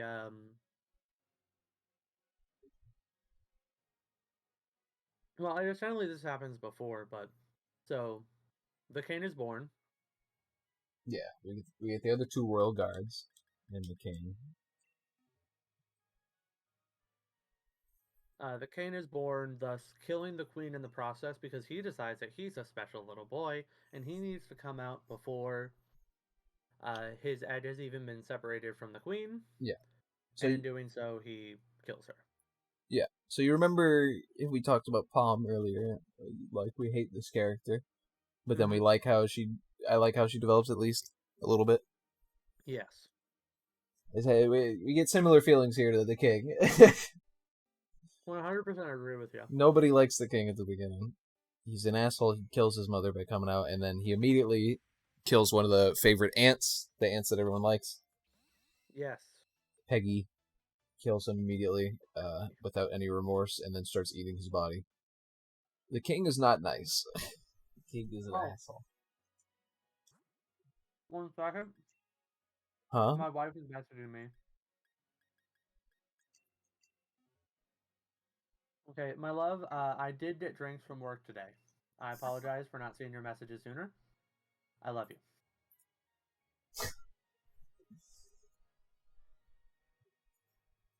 But yes. So, and we also learned that the royal guards don't have that. Well, they were developed by human, like they were kind of taken from the human DNA. They don't have personalities. Their personalities at least weren't taken over by humans. They still have some influence from it, but they don't have. They aren't like reborn, like Colt is, for example, from a human. Yeah, they didn't get like a 1-to-1 human. Yeah, they're still very faithful to the king, pretty wholeheartedly. Mm-hmm. So, after he's born, the squad leaders of the Chimera Ants are told, "We don't need you anymore. You can do whatever you want. You can stay here. You can leave." And so a lot of them leave. A lot of them stay. Basically, they say you're our soldiers, but we don't need you like in the base and like around here. You can go off and do whatever you want. Yeah. So a lot of them go off and do their own thing. None of them leave yet, I don't think. Like none of them until the king way later, until the end of the arc. None of them really like leave the colony, I think. But so the king says you're not really required to stay with us, but you are still like my soldiers. Blah blah blah blah. And so they mostly go off and do their own things. And we're, like you said, we're introduced to a lot of these characters. Like we like the tiger guy. I don't remember his name. Cheetah. God. Cheetah. Oh wait, no. Cheetah. Cheetah. Yeah, oh, wait, Cheetah. Hadia. Oh wait, are you talking about Hadia? The tiger guy that has the surfing. It has Oh the yeah, so surfing that's battle. Hadia later turned Lael as he changes his name. And there's of course, a Calgo. I don't. And actually, we don't meet a Calgo yet. We don't meet a Calgo Yeah, until later. Ikaldo's later. We do Let's see. meet. There's Colt. Obviously, he stays behind with the queen though. We do meet. There's What's his face? Chameleon Man. yeah, we met him earlier.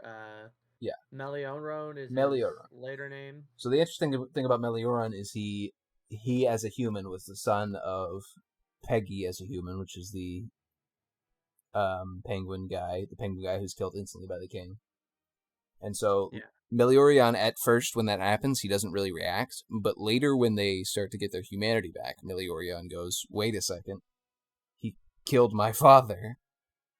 Like he realizes, like he did this thing, and it affects him in such a way that he is turned to the side of humans, I guess. Yes. But yeah, we're meeting all these characters. They head out. They all head out with the king, as the king goes to have a new place in the palace. And The Republic of East Dorto. before we head over there, though, I do want to just get this out of the way first. The spiders come back. Yes, a little mini arc with the spiders where they fight some of the more annoying ants, including the done one that killed the cute Ponzu. Yeah. So they fight. We were just showing just how powerful the spiders are. The spiders basically mop the floor with them. Yeah. And also did some more about Killua's younger sister. Yes, because the killer's younger sister's now a spider. So, yeah. Why did they never teach Killua about Nen? Because, like, obviously she already knows, and she's younger than him, I think. I don't know if. Well, first off, let me correct a misconception you have here, good sir. He already knows.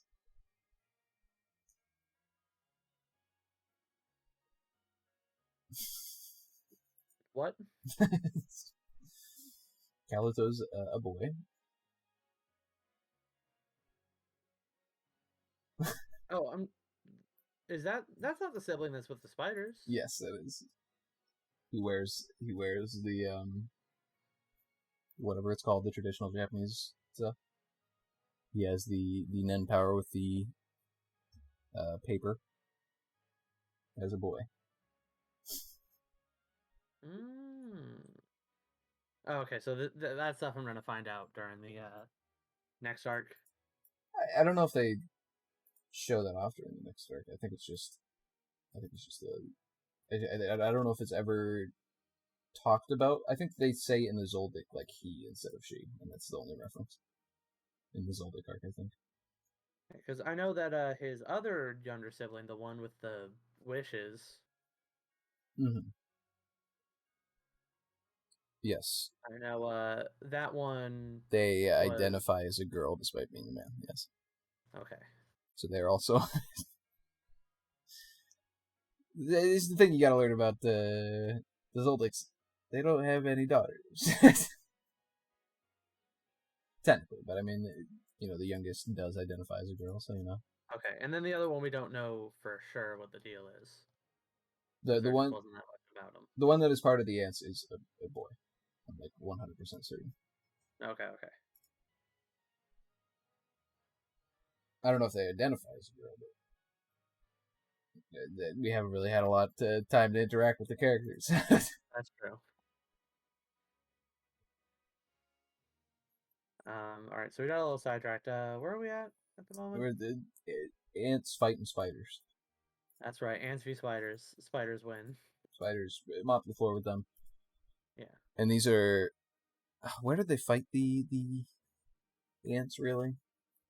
So the ants were attacking or trying to take over Meteor City, where most of the spiders are from. Right. And that's why. Oh, also, this arc really made me like what's his face? Sphinx, I think. Is it Sphinx? Sphinx. Sphinx. Sphinx. Yeah. Yeah, the one who just like pulls his arm back Yeah, over and over again. Phinks. Finks. Yeah, no, he's one of the spiders I like more. That's a great example of someone where I see their powers and I'm just like, man, I can think of so many ways that your fights would be so interesting to watch. Mm-hmm. But But like we have not gotten any yet. yeah.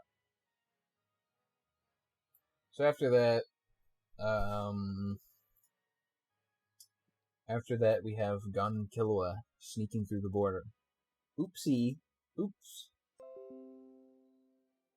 Uh-oh. Problems. So they weren't supposed to go through the border because they didn't pass the trial, but they did it anyway because they wanna be in there and they wanna help. And this is after Gon has gotten his powers back, so it's been 30 days, right? I think. Yeah. So it's been a little bit, but they're like, we want to go help, so they go into the place anyway. And they split up pretty soon. They don't stay together for long. And Killua ends up fighting through a couple of trials that are pretty hard.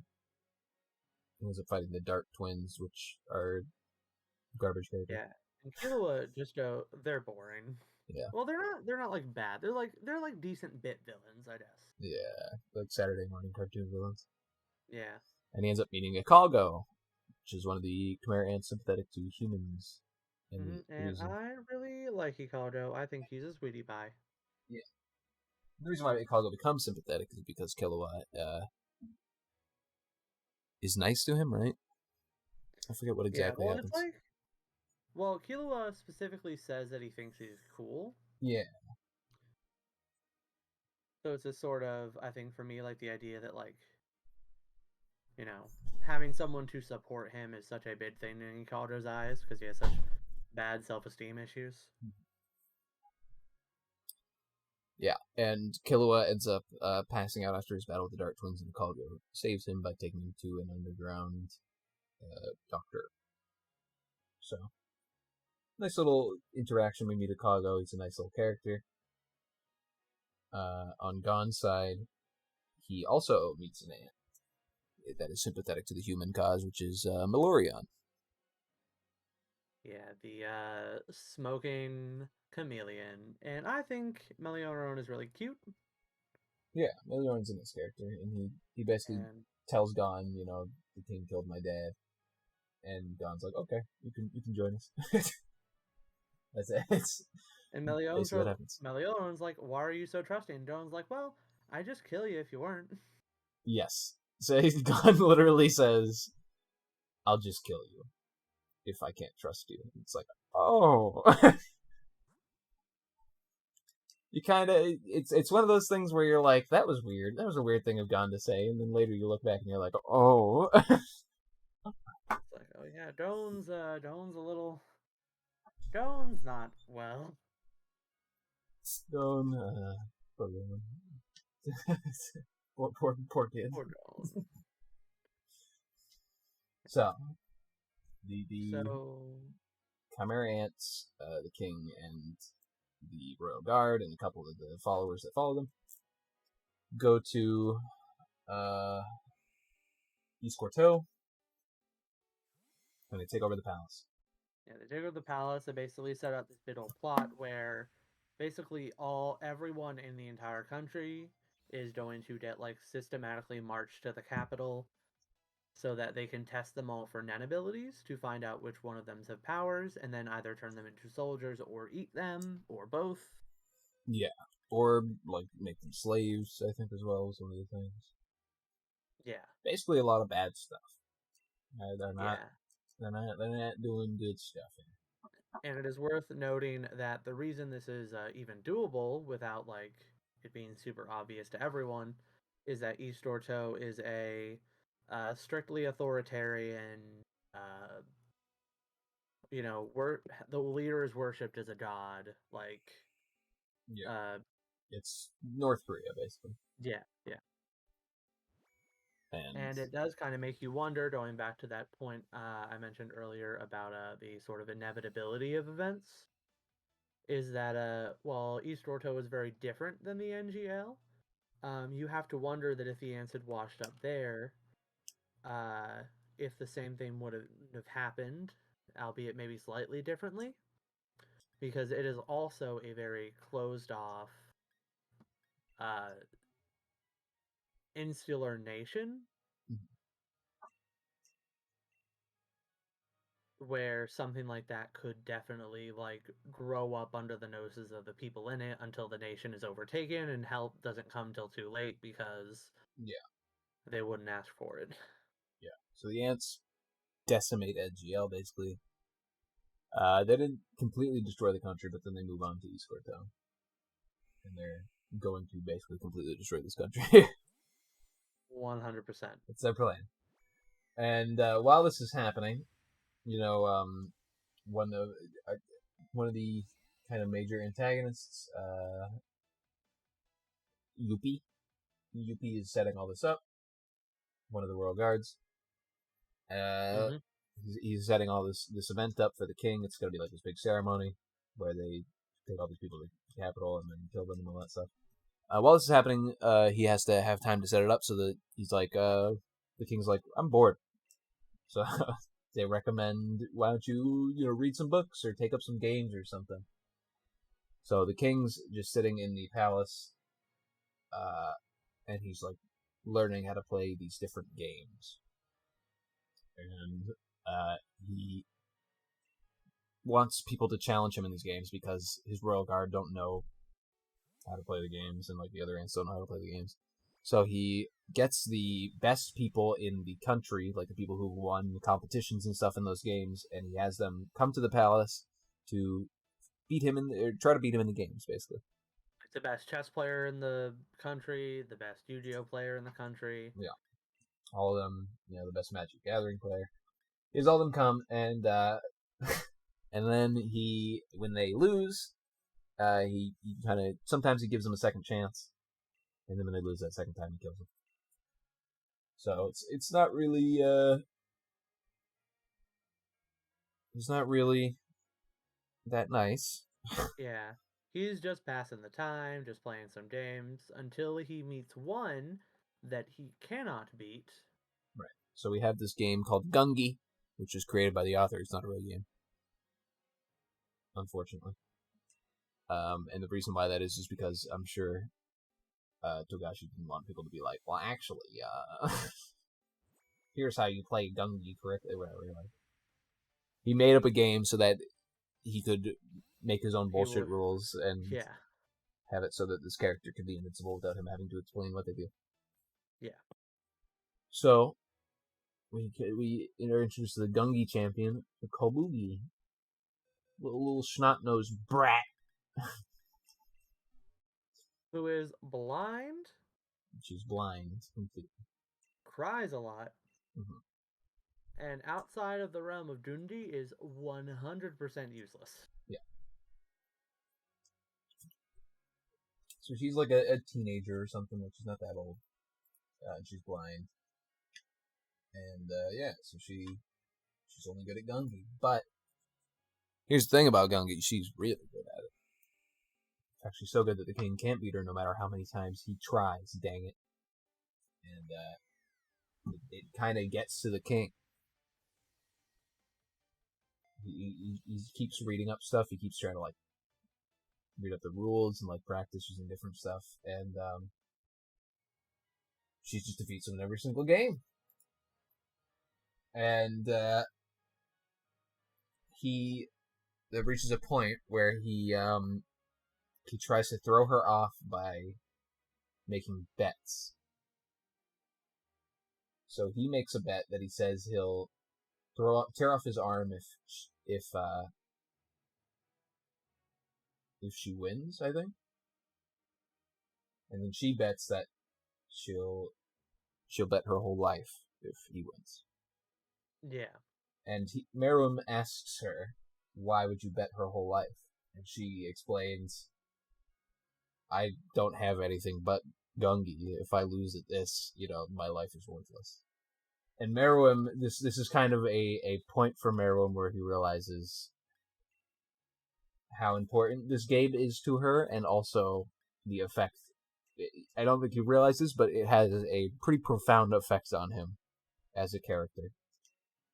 Yes, this is where for Meruem, the change starts that he realizes that there is more in the world that is incredible than just him. And so, in response, Meruem tears off his arm because he says it was foolish of me to kind of do this bet to try to throw you off. It was rude of me. Let me tear off my arm in response.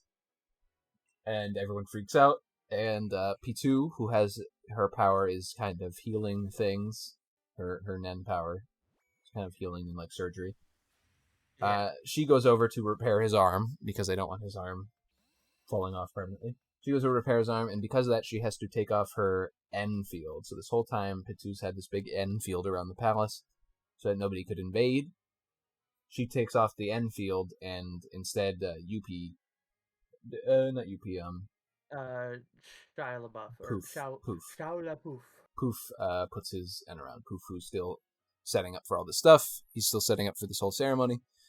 He puts up his N field around, and it's not as big, so it's only like the inner sanctum of the palace that's covered by his N field, because he doesn't have as strong of an N, I guess.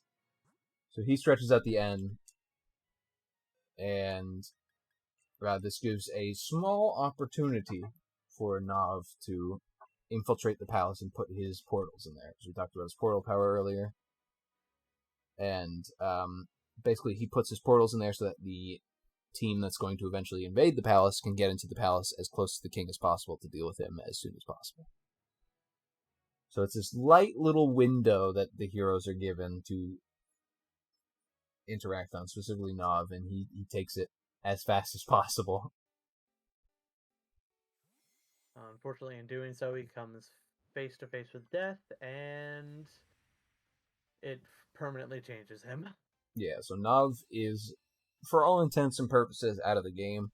He puts a portal down, which allows people to get in through the palace, but then he sees Poof's N and is scared shitless, loses all his hair.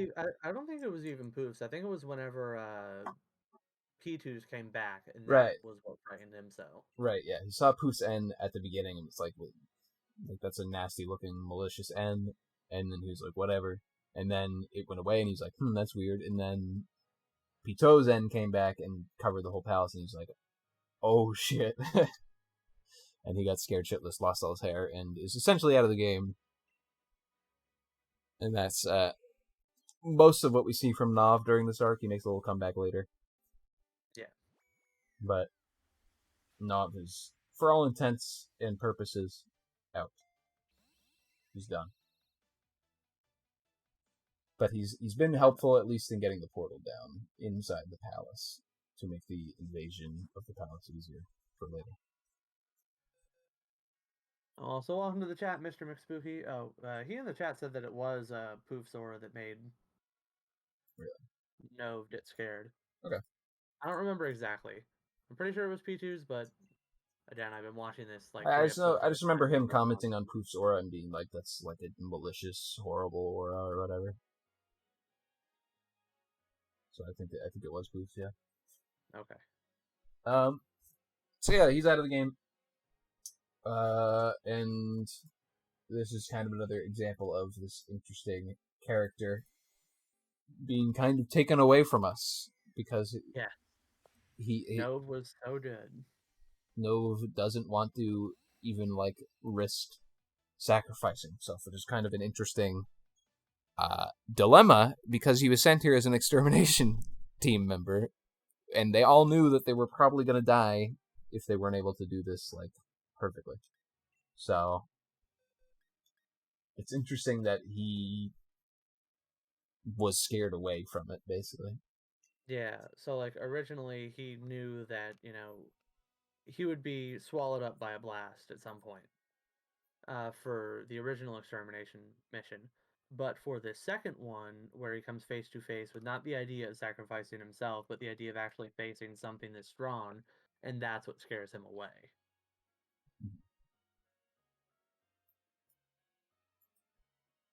So, but anyway, now it's out of the game. We have Morel fighting with Lael, Lael and which is Chidu. like a really good fight.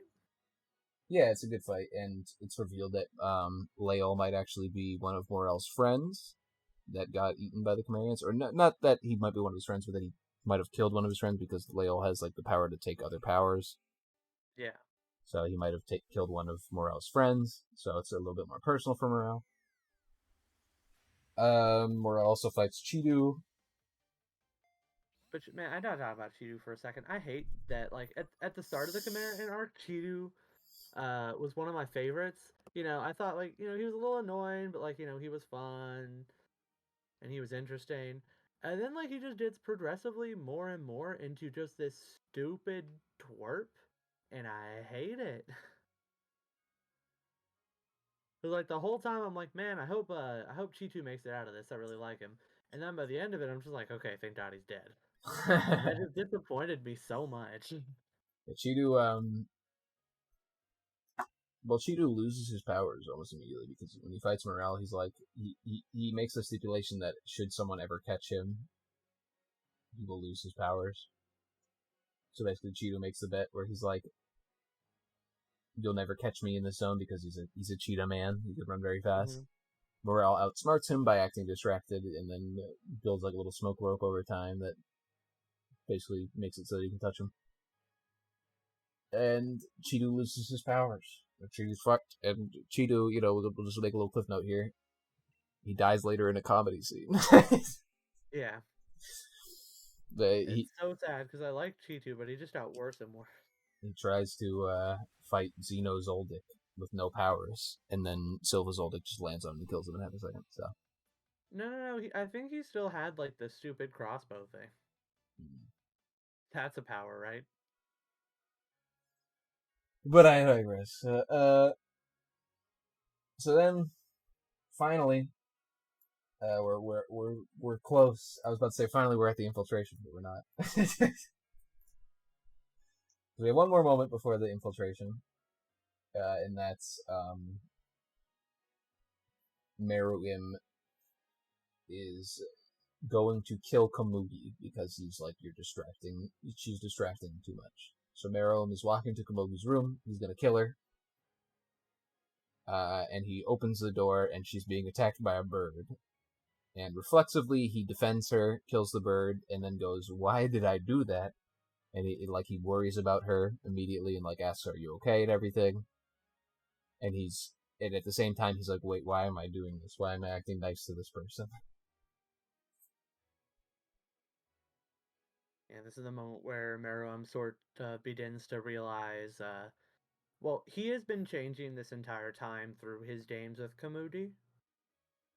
And this is the moment where he starts to realize that he has been changing.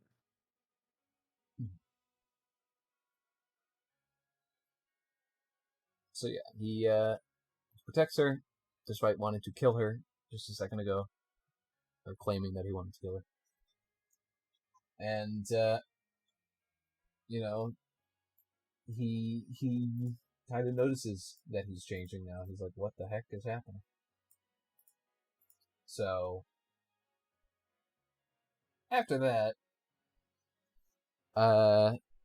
Poof's strategy of bringing all the people to the capital begins, and all the people start walking to the capital. And then the invasion team decides to invade. And we get to the second part of the arc. Yeah.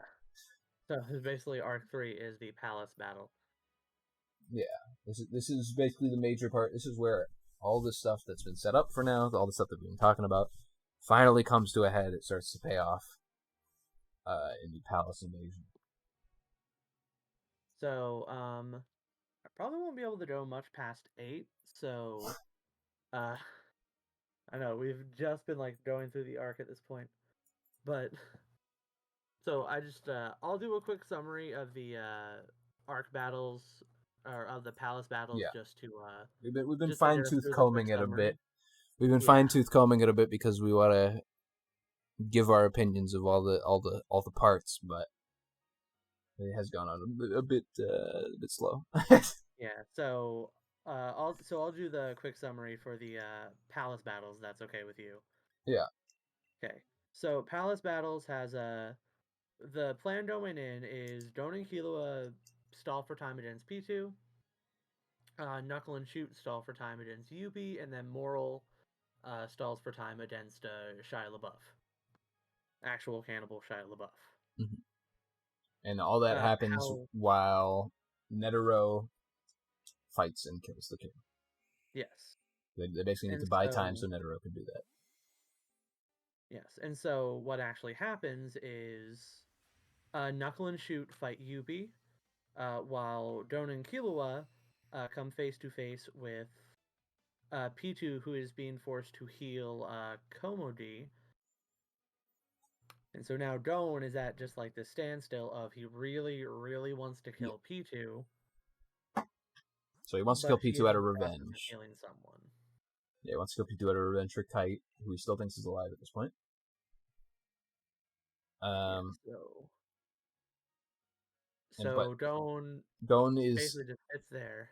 He's at a kind of Don is at like the standstill because he the only interaction he's had with P2 so far is when she killed Kite, and and all he saw there was a monster, this unfeeling monster, and all he's been told this whole time is that like these Chimera ants are these monsters, and he sees the Chimera ant healing Komugi because she was injured in the initial invasion.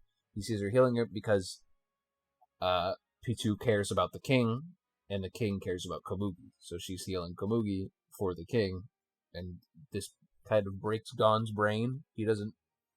To him, it goes back to even like the York New arc where he's talking to the spiders and says, "How can you only care about your friends and not like other people?"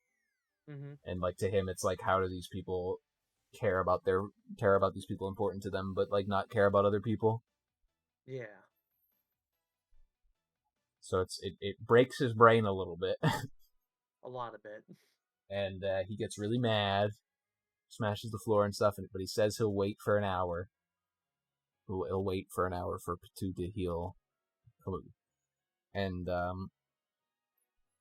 Killua... 1 second. Hello, my love.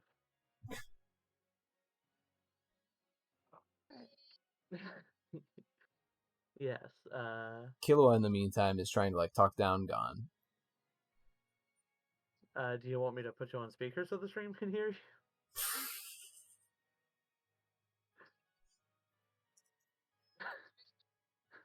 Oh no. Okay. I will. All right. We will put a pin in it, and I will go get you McDonald's, my love. I'm sorry for angering you. Yes, I'm going to eat McDonald's too. They can see how fat I am. They know I'm getting some of that good Mickey chicken, all right? Yeah.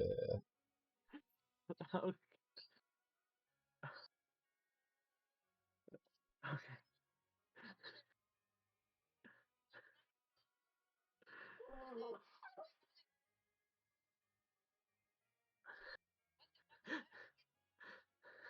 I love you, Alexa.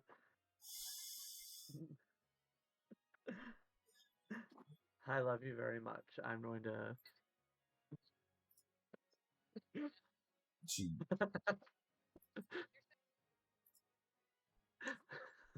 I love you. Paul, do you hear any of this? No. Okay, good. Alrighty, I love you. I'm going to end the stream now. I just hear you getting yelled at. Alrighty, so we will finish this Uh-oh. Cory's in 100% trouble. stream later. Cory's in trouble. I know we're leaving it in the middle here. Well, that's fine. We can just start at the Palace Invasion. Yeah, we can just start on the Palace. Fine tooth comb it if you have time to do the chairman arc as well. In the meantime, I don't know when we're going to stream this next, but that'd be cool. Yeah, that would be cool. So if we could just finish everything out at that point. But yeah, so thank you very much for coming on, Paggigalo. Thank you everyone in Yeah. the chat for stopping by. And bye, a stream. Oh yeah. Well, much like Hunter x All right. Hunter, we're leaving people disappointed, I guess, at the something they've been Bye, Paul. I expecting. love you. Hunter x Hunter hiatus in true fashion. All right, bye, Paul. So, I'm died. So, yeah, we will continue. I know we talked about a lot of like bullshit. Like I said, this is like I say in my stream title. This is basically just a podcast where we're talking about it. And we just want to talk about a piece of art that we're passionate about. You know what I mean? We both like Hunter x Hunter. I've finally gotten him to watch it, a friend to watch it after all these years, and we both want to talk about the characters in the world and stuff. And so, what other better way than for us to talk about it on the stream? You know what I mean? So we'll finish it up next time. Palace Invasion, and hopefully he'll watch the 13th Chairman because there's a couple surprises at the end of that I think he'll be pleasantly surprised by. Because it's also more or less the end of the series, but we'll talk about that next time if Cory does watch it. We'll see. That sounds like he got in trouble for some reason, so it's pretty funny. I don't know what happened, but man, it sounded like he got in trouble. He was supposed to pick up McDonald's or something. But I digress. That was fun, and I want to do more stuff like this with Cory because Cory and me share some interests in some series that and we share some interest in some series, Conquer Kingdom Hearts, that we probably have some words to say about. So we share similar interests. I'd love to talk with Cory about more stuff because he's my good friend and I like talking to him about our opinions. I'm excited to see what he thinks of the Chimera Ant arc, though, because that was kind of the whole reason why we were talking today, because we wanted to see his thoughts on that Chimera Ant arc, because he had told me, he's been watching it for so long and he's been taking so many breaks. I just wanted to know how he thought about it, because I've been telling him it's my favorite arc. Because it is. I love the Chimera Ant arc, everything about it. Except for the pacing. There's some parts of the Chimera Ant arc that are a little longer than they should be. But I'm sure we'll get into that next time we talk about this. Yeah. I don't know. I'm gonna upload this to YouTube. I'm not gonna actually do anything podcast related with this, unless in the future we decide to actually do some kind of podcast related shenanigans. Then maybe this will be technically the first episode, and we'll talk about Hunter x Hunter for 2 hours before even getting to the part that we wanted to talk about. So hopefully next episode we'll spend 2 hours talking about the parts that we want to talk about. But I feel like this was a setup that I wanted to, because when Cory came in and he said at the beginning that he wanted to talk about the Chimera Ant arc, it differed a little from my opinion because I wanted to talk about the whole series, and I'm glad that he accepted in talking about the whole series a little bit, just because I kind of wanted to go over some of the stuff in the earlier parts of the series that built upon the story to lead to the Chimera Ant, because Chimera Ant doesn't just exist in a vacuum. It needs the rest of the series to be built upon to be as good as it is, in my opinion. And that's why we talked about stuff and went off on tangents like the characters, how good we think the characters are in the world is, because that's important to enjoying the Chimera Ant arc, in my opinion. So hopefully next time we'll have a good time talking about the Palace Invasion. We won't have to hurry it up like I thought we were gonna have to. So we'll talk Palace Invasion. Hopefully he'll have watched the Chairman arc by then, because like I said to him, there are some pleasant surprises there. But yeah, friendly reminder as well: Zeldics don't have any daughters, unless, because I think the English one does identify as a girl. So I mean, there you go. Aluka. Or is Alico the youngest? I think she is. I don't remember. But I think she identifies as a girl. So, respect there to the character. Even though it's not a real person, you still gotta respect when they identify as a certain thing. You know what I mean? That's it for me. I'm just vomiting words at this point. Still getting over the sickness a little bit, still have a bit of a headache, but it's mostly done now. And yeah, thank you for watching. We will see you next time we talk about this Hunter x Hunter's business. So yeah, thank you for watching. And I hope that you have a good rest of your day. Or night. Or whatever. Alright. Thank you.